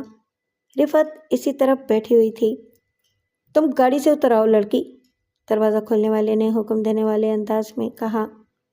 رفعت خوف سے کانپنے لگی۔ سمیرا کا چہرہ بھی پھک پڑ چکا تھا۔ نہیں! شمون چیخ پڑا، تم میری زندگی میں میری رفعت کو مجھ سے دوبارہ نہیں چھین سکتے۔ اترو لڑکی، رفعت کو پھر حکم دیا گیا، ورنہ سمجھ لو کہ اس شخص کی زندگی ختم ہوگی۔ اس کے سر سے جو ریوالور لگا ہوا ہے وہ آواز بالکل نہیں کرے گا، مگر گولی چل جائے گی۔ اس پر سائلنسر لگا ہوا ہے۔ اسی دوران میں 2 آدمی ڈرائیونگ سیٹ کا دروازہ کھول کر اندر گھس آئے تھے اور انہوں نے شمون سے اس کا ریوالور چھین لیا تھا جو اس نے اپنی جیب سے نکال لیا تھا۔ شمون نے اپنے سر سے لگے ہوئے ریوالور کی پرواہ کیے بغیر ایک آدمی کے منہ پر زوردار گھوسا مارا۔ نہیں شمون نہیں! رفعت رو پڑی۔ کچھ مت کرو تم، مار دیں گے یہ لوگ تمہیں۔ میری قسمت میں جو کچھ لکھا ہے وہ میں بھگت لوں گی، تمہاری موت میں برداشت نہیں کر سکتی۔ جلد اترو لڑکی، رفعت کو پھر حکم دیا گیا۔ میں 3 تک گنوں گا اور پھر اس شخص کی زندگی ختم۔ رفعت کانپتی ہوئی کار سے اترنے لگی۔ نہیں رفعت! شمون چیخا۔ دونوں آدمی سے بری طرح جکڑے ہوئے تھے۔ سمیرا اپنی نشست پر بت بن کر رہ گئی تھی، لیکن اس کی آنکھوں سے آنسو بہنے لگے تھے۔ نقاب پوشوں نے اسے کچھ کہا تو نہیں تھا، مگر ایک گن کی نال اس کے سر سے بھی لگی ہوئی تھی۔ مت جاؤ رفعت، مت جاؤ! شمون نے پھر چیخنا چاہا، لیکن اس مرتبہ اس کا منہ دبا دیا گیا۔ اس کی آواز گھٹ گئی تھی۔ چلو، رفعت نے کار سے اتر کر نقاب پوش سے کہا، مجھے جہاں چاہے لے چلو، مگر شمون کو کچھ مت کرنا۔ اس کی آواز بھی کانپ رہی تھی اور جسم بھی کسی خزاں رسیدہ پتے کی طرح لرز رہا تھا۔ بے ہوش کر دو اسے، ایک آواز سنائی دی۔ سمیرا نے دیکھا کہ شمون کے منہ اور ناک پر ایک کپڑا رکھ دیا گیا تھا۔ اس کے ساتھ ہی شمون کے ہاتھ پیر ڈھیلے پڑتے چلے گئے۔ رفعت زاروں قطار روئی جا رہی تھی اور بڑی حسرت سے شمون کی طرف دیکھ رہی تھی۔ ایک نقاب پوش اس کا بازو پکڑ کر اسے پھاٹک کی طرف لے جانے لگا۔ پہلی مرتبہ گن والے نے جھپٹا مار کر سمیرا سے اس کا پرس چھین لیا، اسے کھولا، اس میں سے موبائل نکالا اور پرس سمیرا کی گود میں واپس پھینک دیا۔ اب 5 منٹ تک خاموش بیٹھی رہنا، سمیرا کو پہلا حکم ملا۔ اگر تم نے 5 منٹ سے پہلے شور مچایا تو اس گاڑی کو گولیوں سے چھلنی کر دیا جائے گا۔ تم اور تمہارا شوہر بھی انہی گولیوں سے ہلاک ہوں گے۔ سمیرا سکتے کی حالت میں بیٹھی رہی۔ اس کی برابر کی نشست پر شمون بے ہوش پڑا تھا۔ ایک کار پھاٹک کے بالکل قریب آ کر رکی تھی جسے سمیرا دیکھ نہیں سکی۔ رفعت کو اس کار کی پچھلی نشست پر بٹھا کر نقاب پوش بھی کار میں سوار ہو گئے۔ ان کی تعداد 5 تھی۔ کار بہت تیزی سے حرکت میں آئی اور دور ہوتی چلی گئی۔ جہانداد کی کار ایک سڑک پر دوڑ رہی تھی اور وہ اپنے کان سے لگے ہوئے موبائل پر جاگیردار کی ہنستی ہوئی آواز سن رہا تھا۔ جس گارڈ کو بنگلے کی حفاظت کے لیے چھوڑا گیا تھا وہ میرے آدمیوں کی توقع سے زیادہ بے وقوف نکلا۔ میرا ایک آدمی لنگڑا بھک منگا بن کر پھاٹک کے قریب گیا تھا۔ گارڈ نے اسے سچ مچ بھک منگا سمجھ لیا۔ اب آپ خود سوچ لیجئے جہاندار صاحب کہ ایسی صورت میں گارڈ سے اس کی گن چھیننا ذرا بھی مشکل کام نہیں رہا ہوگا۔ پھر میرے کئی آدمی بھی جھپٹ پڑے، چوکیدار بھی بے خبری میں مارا گیا۔ مطلب یہ کہ میرے آدمیوں نے اسے بھی باندھ لیا۔ اس کے بعد گھر کے ملازمین کی باری آئی۔ ہلاک کسی کو بھی نہیں کیا گیا، سب کو بے ہوش کرنے کے ساتھ ساتھ باندھ بھی دیا گیا تھا۔ صرف گارڈ کو بے ہوش نہیں کیا گیا تھا۔ پھر جب آپ کے بیٹے کی کار آئی تو میرے ایک آدمی نے پھاٹک کھولا۔ کار جب اندر آ گئی تو پھاٹک بند کر دیا گیا۔ اس کے ساتھ ہی بندھے ہوئے گارڈ کو اس طرح دھکا دیا گیا کہ وہ کار کے آگے جا گرا۔ اس کے منہ پر ٹیپ بھی لگا دیا گیا تھا تاکہ وہ آواز نہ نکال سکے۔ اس کے بعد جاگیردار کی آواز آتی رہی اور جہانداد سنتا رہا۔ جب جاگیردار خاموش ہو گیا تو جہانداد نے جلدی سے پوچھا، اب کیا پوزیشن ہے؟ میرا مطلب ہے کہ وہ لڑکی۔ جاگیردار نے اس کی بات کاٹ دی۔ جب میں نے آپ سے رابطہ کیا اس سے پہلے مجھے یہ اطلاع ملی تھی کہ میرے آدمی اس بنگلے سے صرف 5 منٹ کے فاصلے پر تھے۔ اب تو شاید اس لڑکی کو تہہ خانے میں پہنچایا جا رہا ہو۔ تمہارے آدمی کو بالکل یقین ہے کہ کسی نے ان کا تعاقب نہیں کیا؟ 100% یقین ہے جہاندار صاحب، ایسے کاموں کے تو ماہر ہیں میرے آدمی۔ ان کے کہنے کے مطابق کوئی چڑیا بھی ان کے تعاقب میں نہیں تھی۔ اب میں شمون کے گھر کے قریب پہنچ چکا ہوں، دیکھتا ہوں جا کر کہ وہاں اب کیا صورتحال ہے۔ میں 1-1.5 گھنٹے بعد تم سے رابطہ کروں گا۔ اگر کوئی خاص بات ہو تو تم بھی مجھے فون کر سکتے ہو۔ میں تو اب آپ کو بس یہی ایک اطلاع دوں گا کہ لڑکی کو تہہ خانے میں پہنچا دیا گیا ہے۔ میں اس خبر کا بے چینی سے انتظار کروں گا، جہانداد نے کہا اور رابطہ منقطع کر دیا۔ جلد ہی جہانداد کی کار شمون کے بنگلے میں داخل ہو رہی تھی۔ اس مرتبہ پھاٹک کھولنے والا چوکیدار ہی تھا، لیکن اس وقت بھی اس کے چہرے پر ہوائیاں اڑ رہی تھیں۔ جاگیردار نے وہاں کا جو نقشہ کھینچا تھا وہ صورتحال وہاں اب نہیں تھی۔ تمام ملازمین خائف اور پریشان ادھر ادھر کھڑے ہوئے تھے۔ برآمدے کی سیڑھی پر شمون بیٹھا ہوا تھا۔ اس کی آنکھوں میں آنسو لرز رہے تھے، لیکن اس کا چہرہ پتھرایا ہوا سا لگ رہا تھا۔ اس کے قریب سمیرا بھی بیٹھی تھی۔ اس کا سر شمون کے گھٹنے پر تھا اور وہ زاروں قطار رو رہی تھی۔ کیا ہو گیا؟ یہ کیا ہوا ہے شمون؟ جہانداد نے پریشانی کی بہت اچھی ایکٹنگ کی تھی۔ شمون نے جہانداد کی طرف دیکھا۔ اس وقت اس کی آنکھوں سے 2 آنسو ڈھلک گئے۔ میری رفعت مجھ سے پھر چھین لی گئی ڈیڈی، شمون اس طرح بولا جیسے اس کے حلق میں کچھ اٹکا ہوا ہو۔ مگر کیسے؟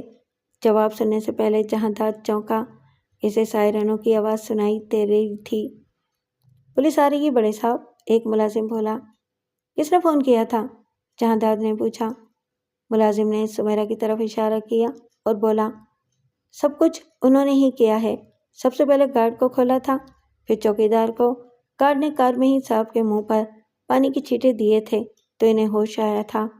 ہم سب کے موبائل تو وہ لوگ چھین لے گئے تھے۔ بیگم صاحبہ نے گھر کے ٹیلی فون سے پولیس کو فون کیا تھا یہ جبھی سے روئی جا رہی ہیں اور صاحب بھی یہاں کب بیٹھ گئے ہیں، یہاں سے اٹھ ہی نہیں رہے ہیں۔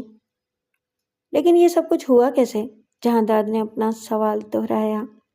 اسے جواب اس مرتبہ بھی نہیں مل سکا کیونکہ چوکیدار نے پھاٹک کھول دیا تھا اور پولیس کی 2 گاڑیاں تیزی سے اندر آتی نظر آتی تھیں۔ اسی وقت جہانداد کے موبائل کی گھنٹی بجی۔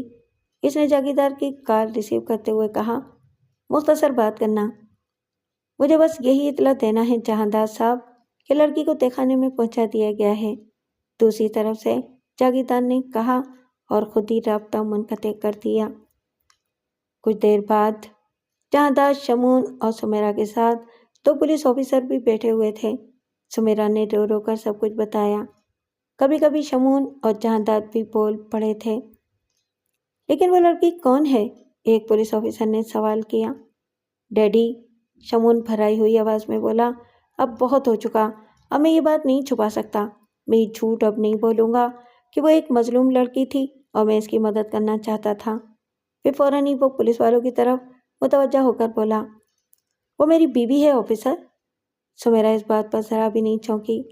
غالباً اس نے پہلے ہی بہت کچھ سمجھ لیا تھا۔ شمون نے پولیس والوں کو رفعت کے بارے میں سب کچھ بتانا شروع کر دیا۔ جہانداد خاموش اور متفکر بیٹھا ہوا تھا۔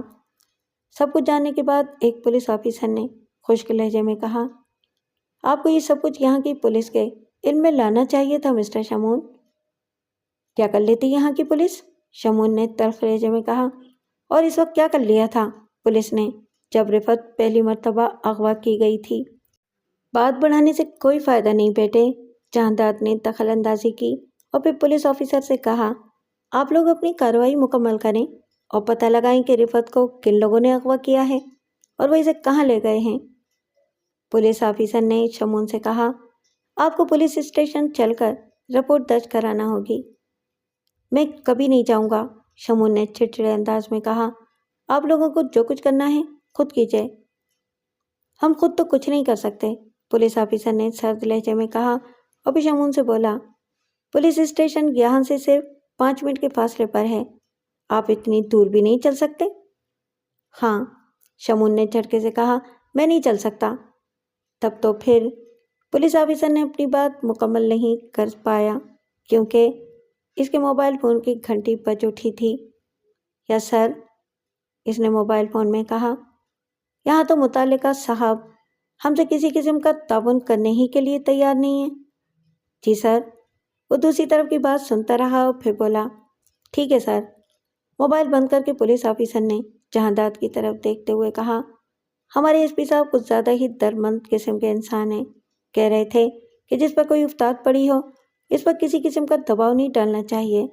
پھر اس نے اپنے ساتھی پولیس آفیسر سے کہا، یہیں سب لوگوں کے بیانات قلم بند کروا لو۔ شمون کھویا کھویا سا بیٹھا رہا۔ پولیس نے ملازمین کے علاوہ سیکورٹی گارڈز کے بیانات قلم بند کیے۔ جہانداد کا بیان بھی لیا گیا۔ سمیرا کے علاوہ شمون کا بیان بے حد اہم تھا، جس میں اس نے پولیس کے سامنے پہلی بار کہا کہ رفعت کی یادداشت ختم ہو جانے والی بات غلط تھی۔ Police officer چونکا۔ اس کا مقصد؟ یہ میری دوسری بیوی ہیں، شمون نے سمیرا کی طرف اشارہ کرتے ہوئے کہا۔ میں ان سے ہر بات چھپانا چاہتا تھا، مگر اب جب یہ بات کھلی چکی ہے کہ رفعت میری پہلی بیوی ہے تو اب میں کوئی بات چھپانا نہیں چاہتا۔ سمیرا اس وقت بھی سپاٹ چہرہ لیے بیٹھی رہی۔ غالباً وہ اس بات کا بھی پہلے ہی یقین کر چکی تھی۔ اس ساری کارروائی میں پولیس کا خاصا وقت صرف ہوا۔ ایک کانسٹیبل نے ڈرائنگ روم میں آ کر اطلاع دی، ایس پی صاحب آئے ہیں صاحب۔ دونوں پولیس آفیسر اس طرح کھڑے ہوئے جیسے اپنے ایس پی کا استقبال کرنے کے لیے باہر جانا چاہتے ہوں۔ اسی وقت سوٹ میں ملبوس ایک جوان العمر شخص مسکراتا ہوا اندر آیا۔ مقبول؟ شمون اسے دیکھتے ہی کھڑا ہوا۔ کیا ہوا مقبول؟ شمون کے انداز میں شدید بے چینی تھی۔ جو تم سے کہا گیا تھا ویسا ہی ہوا ہے شمون، نوارد مقبول نے مسکراتے ہوئے کہا۔ بھابھی برآمدے میں کھڑی رو رہی ہیں، نہ جانے کیوں اندر نہیں آ رہی ہیں، ڈیڈی انہیں سمجھا رہے ہیں۔ تمہارا مطلب ہے؟ شمون کی آواز کپ کپ آ گئی۔ رفعت کو لے آئے تم؟ ہاں۔ اسی وقت ایک ادھیڑ عمر پولیس آفیسر اندر آیا۔ اس کے جسم کی ورزی ظاہر کر رہی تھی کہ وہ ایس پی تھا۔ اس کے ساتھ رفت بھی تھی۔ ایس پی اسے سہارا دے کر اندر لا رہا تھا۔ جہانداد کے چہرے کا رنگ اڑ گیا۔ اس وقت شمون سے پہلے سمیرا اٹھ کر جھپٹتی ہوئی رفت کے قریب گئی اور اسے خود سے لپٹا لیا۔ رفت رفت تم نے مجھے پہلے ہی کیوں نہیں بتا دیا رفت؟ ارے تم میری جان کی جان ہو تو تمہیں مجھ سے زیادہ پیار کس سے مل سکتا ہے؟ اس وقت شمون کی آنکھوں سے پھر آنسو چھلک پڑے۔ وہ خوشی کے آنسو تھے۔ رفت کے لیے سمیرا کے جذبات نے اسے بھی جذباتی کر دیا تھا۔ سمیرا رفت کو لیے ہوئے شمون کی طرف آئی اور رفت شمون سے لپٹ کر رونے لگی۔ شکریہ ڈیڈی، مقبول نے ایس پی سے کہا۔ آپ نے میری دوستی کی لاج رکھی۔ آپ میرے دوست سے فون پر تو بات کر چکے ہیں، اب اس سے مل بھی لیجئے، یہ شمون ہے۔ وہ تو میں سمجھ گیا ہوں، ایس پی نے سنجیدگی سے کہا، لیکن تمہارے دوست سے پہلے میں ان کے والد سے ملنا چاہتا ہوں۔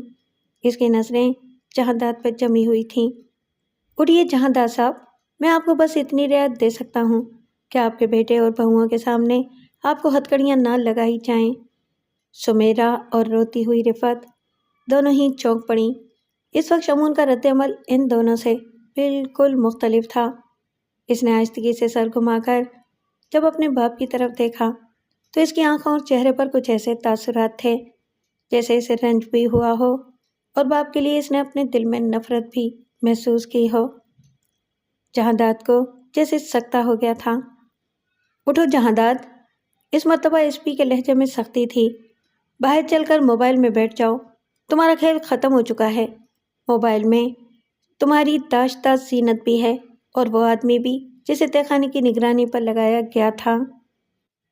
میں انہیں اپنے ساتھ اس لیے لایا ہوں کہ ساری بارات ایک ساتھ ہی حوالات پہنچے۔ جو پولیس افسر وہاں پہلے سے موجود تھے بے حد حیران نظر آنے لگے۔ یہ کیا معاملہ ہے سر؟ ان میں سے ایک بولا۔ سب کچھ بتانا ہی ہے، ایس پی نے کہا، لیکن پہلے ان لوگوں کو حوالات پہنچا دیا جائے۔ پھر اس نے جہانداد کو گھورتے ہوئے ڈانٹنے والے انداز میں کہا، کیا تم نے سنا نہیں جہانداد خان؟ اس وقت جہانداد نے شمون کی طرف دیکھا۔ شمون بیٹے، اس کی آواز لرز رہی تھی۔ نہ کہیے آپ مجھے اپنا بیٹا، شمون نے سپاٹ لہجے میں کہا۔ اس نے باپ کی طرف دیکھنا بھی گوارا نہیں کیا تھا۔ شمون، جہانداد نے کہا، میں نے جو کچھ کیا صرف اس دولت کے لیے کیا جو میرے بعد تمہیں ہی ملنا تھی۔ اب شمون نے چونک کر باپ کی طرف دیکھا۔ کیا مطلب؟ ایس پی غور سے شمون کی طرف دیکھنے لگا، اسی لیے دوسرے پولیس والوں نے بھی باپ بیٹی کی گفتگو میں دخل نہیں دیا۔ ہاں شمون، جہانداد نے بھرائی ہوئی آواز میں کہا، میں شدید ترین مالی بحران کا شکار ہو گیا تھا بیٹے۔ اس کا ایک حل مجھے یہی نظر آیا کہ میں تمہاری شادی سمیرا سے کرا دوں۔ اس طرح میں ایک بہت بڑے پروجیکٹ میں سمیرا کے والد سعید جعفری صاحب کا حصہ دار بن گیا تھا۔ اس پروجیکٹ سے ہونے والا منافع میرے مالی بحران کو ختم کر دیتا۔ چند ماہ بعد یہ پروجیکٹ مکمل ہونے والا ہے اور اس کے بعد میں رفت کو کسی نہ کسی طرح تم تک واپس پہنچا دیتا۔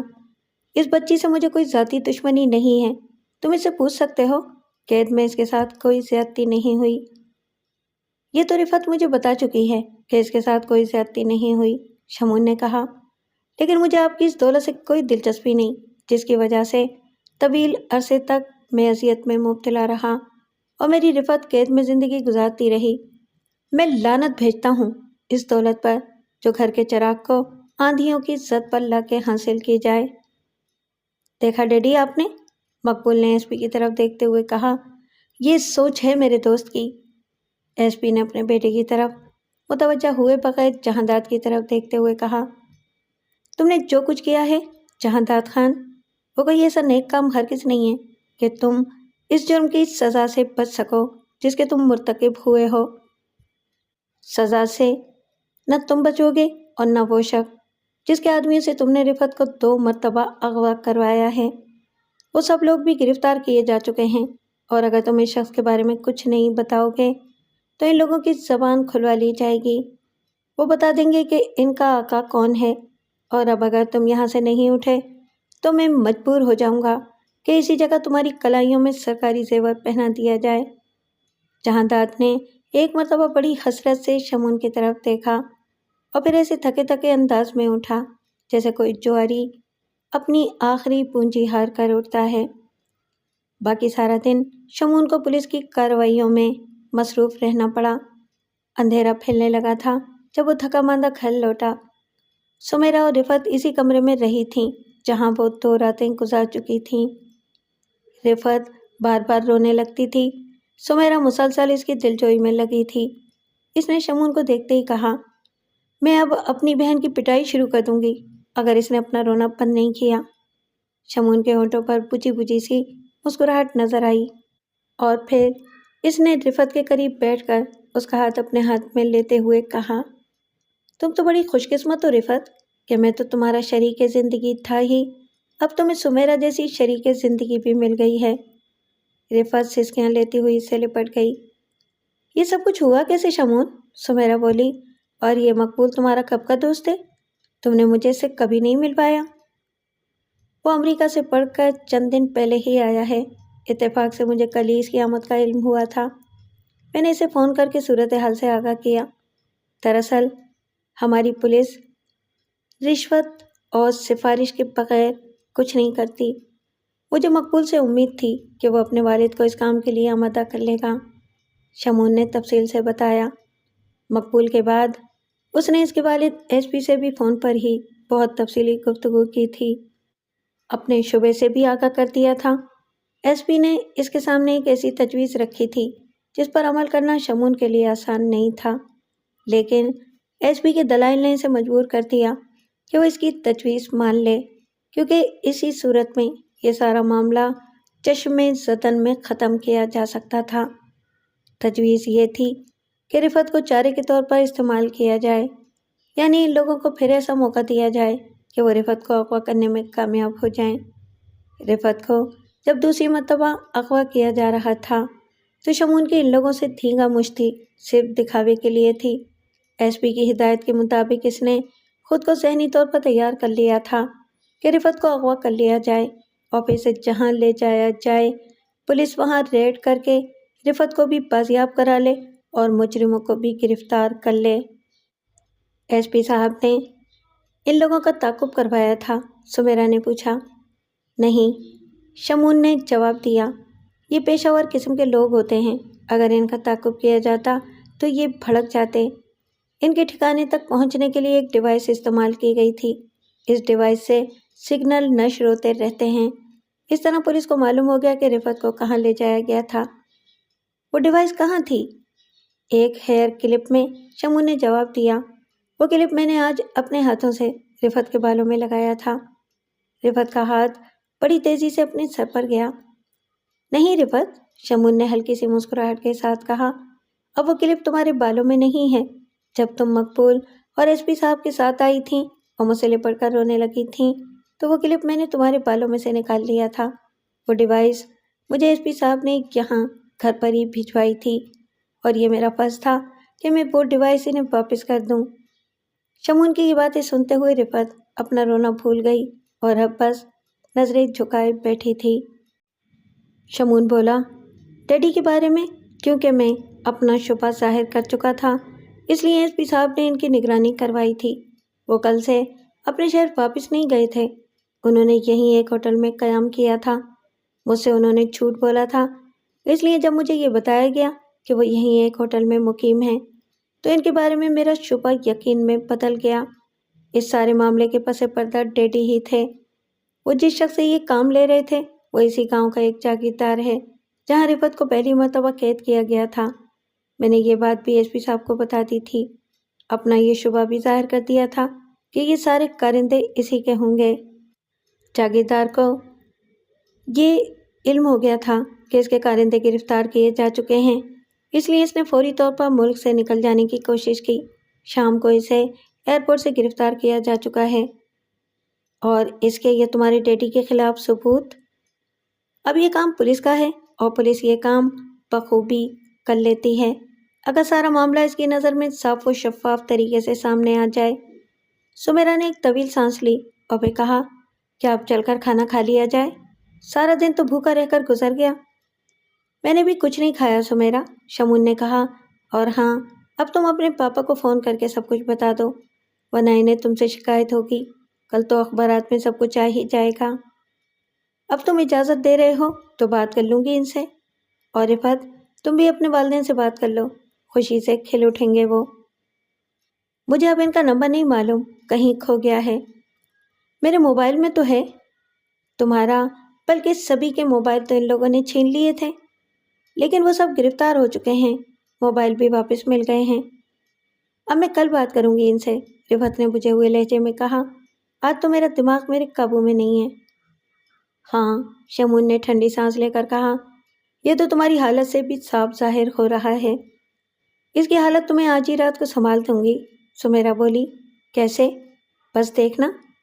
رفعت اور شمون نے رات کا کھانا کھانے کے بعد دیکھا، جب وہ خوابگاہ میں داخل ہو رہے تھے تو سمیرا ایک قدم پیچھے تھی۔ ان دونوں کے اندر جاتے ہی سمیرا نے باہر سے دروازہ بند کر کے مقفل کر دیا۔ سمیرا، شمون نے آواز دی۔ بس ٹھیک ہے، سمیرا نے ہنس کر باہر سے جواب دیا، اب آج کی رات تم دونوں کی ہے، اب کل صبح ناشتے کی میز پر ملاقات ہوگی۔ شمون کو ہنسی آ گئی، اس نے رفعت کی طرف دیکھا جس نے ہلکی سی مسکراہٹ کے ساتھ نظریں جھکا لی تھیں۔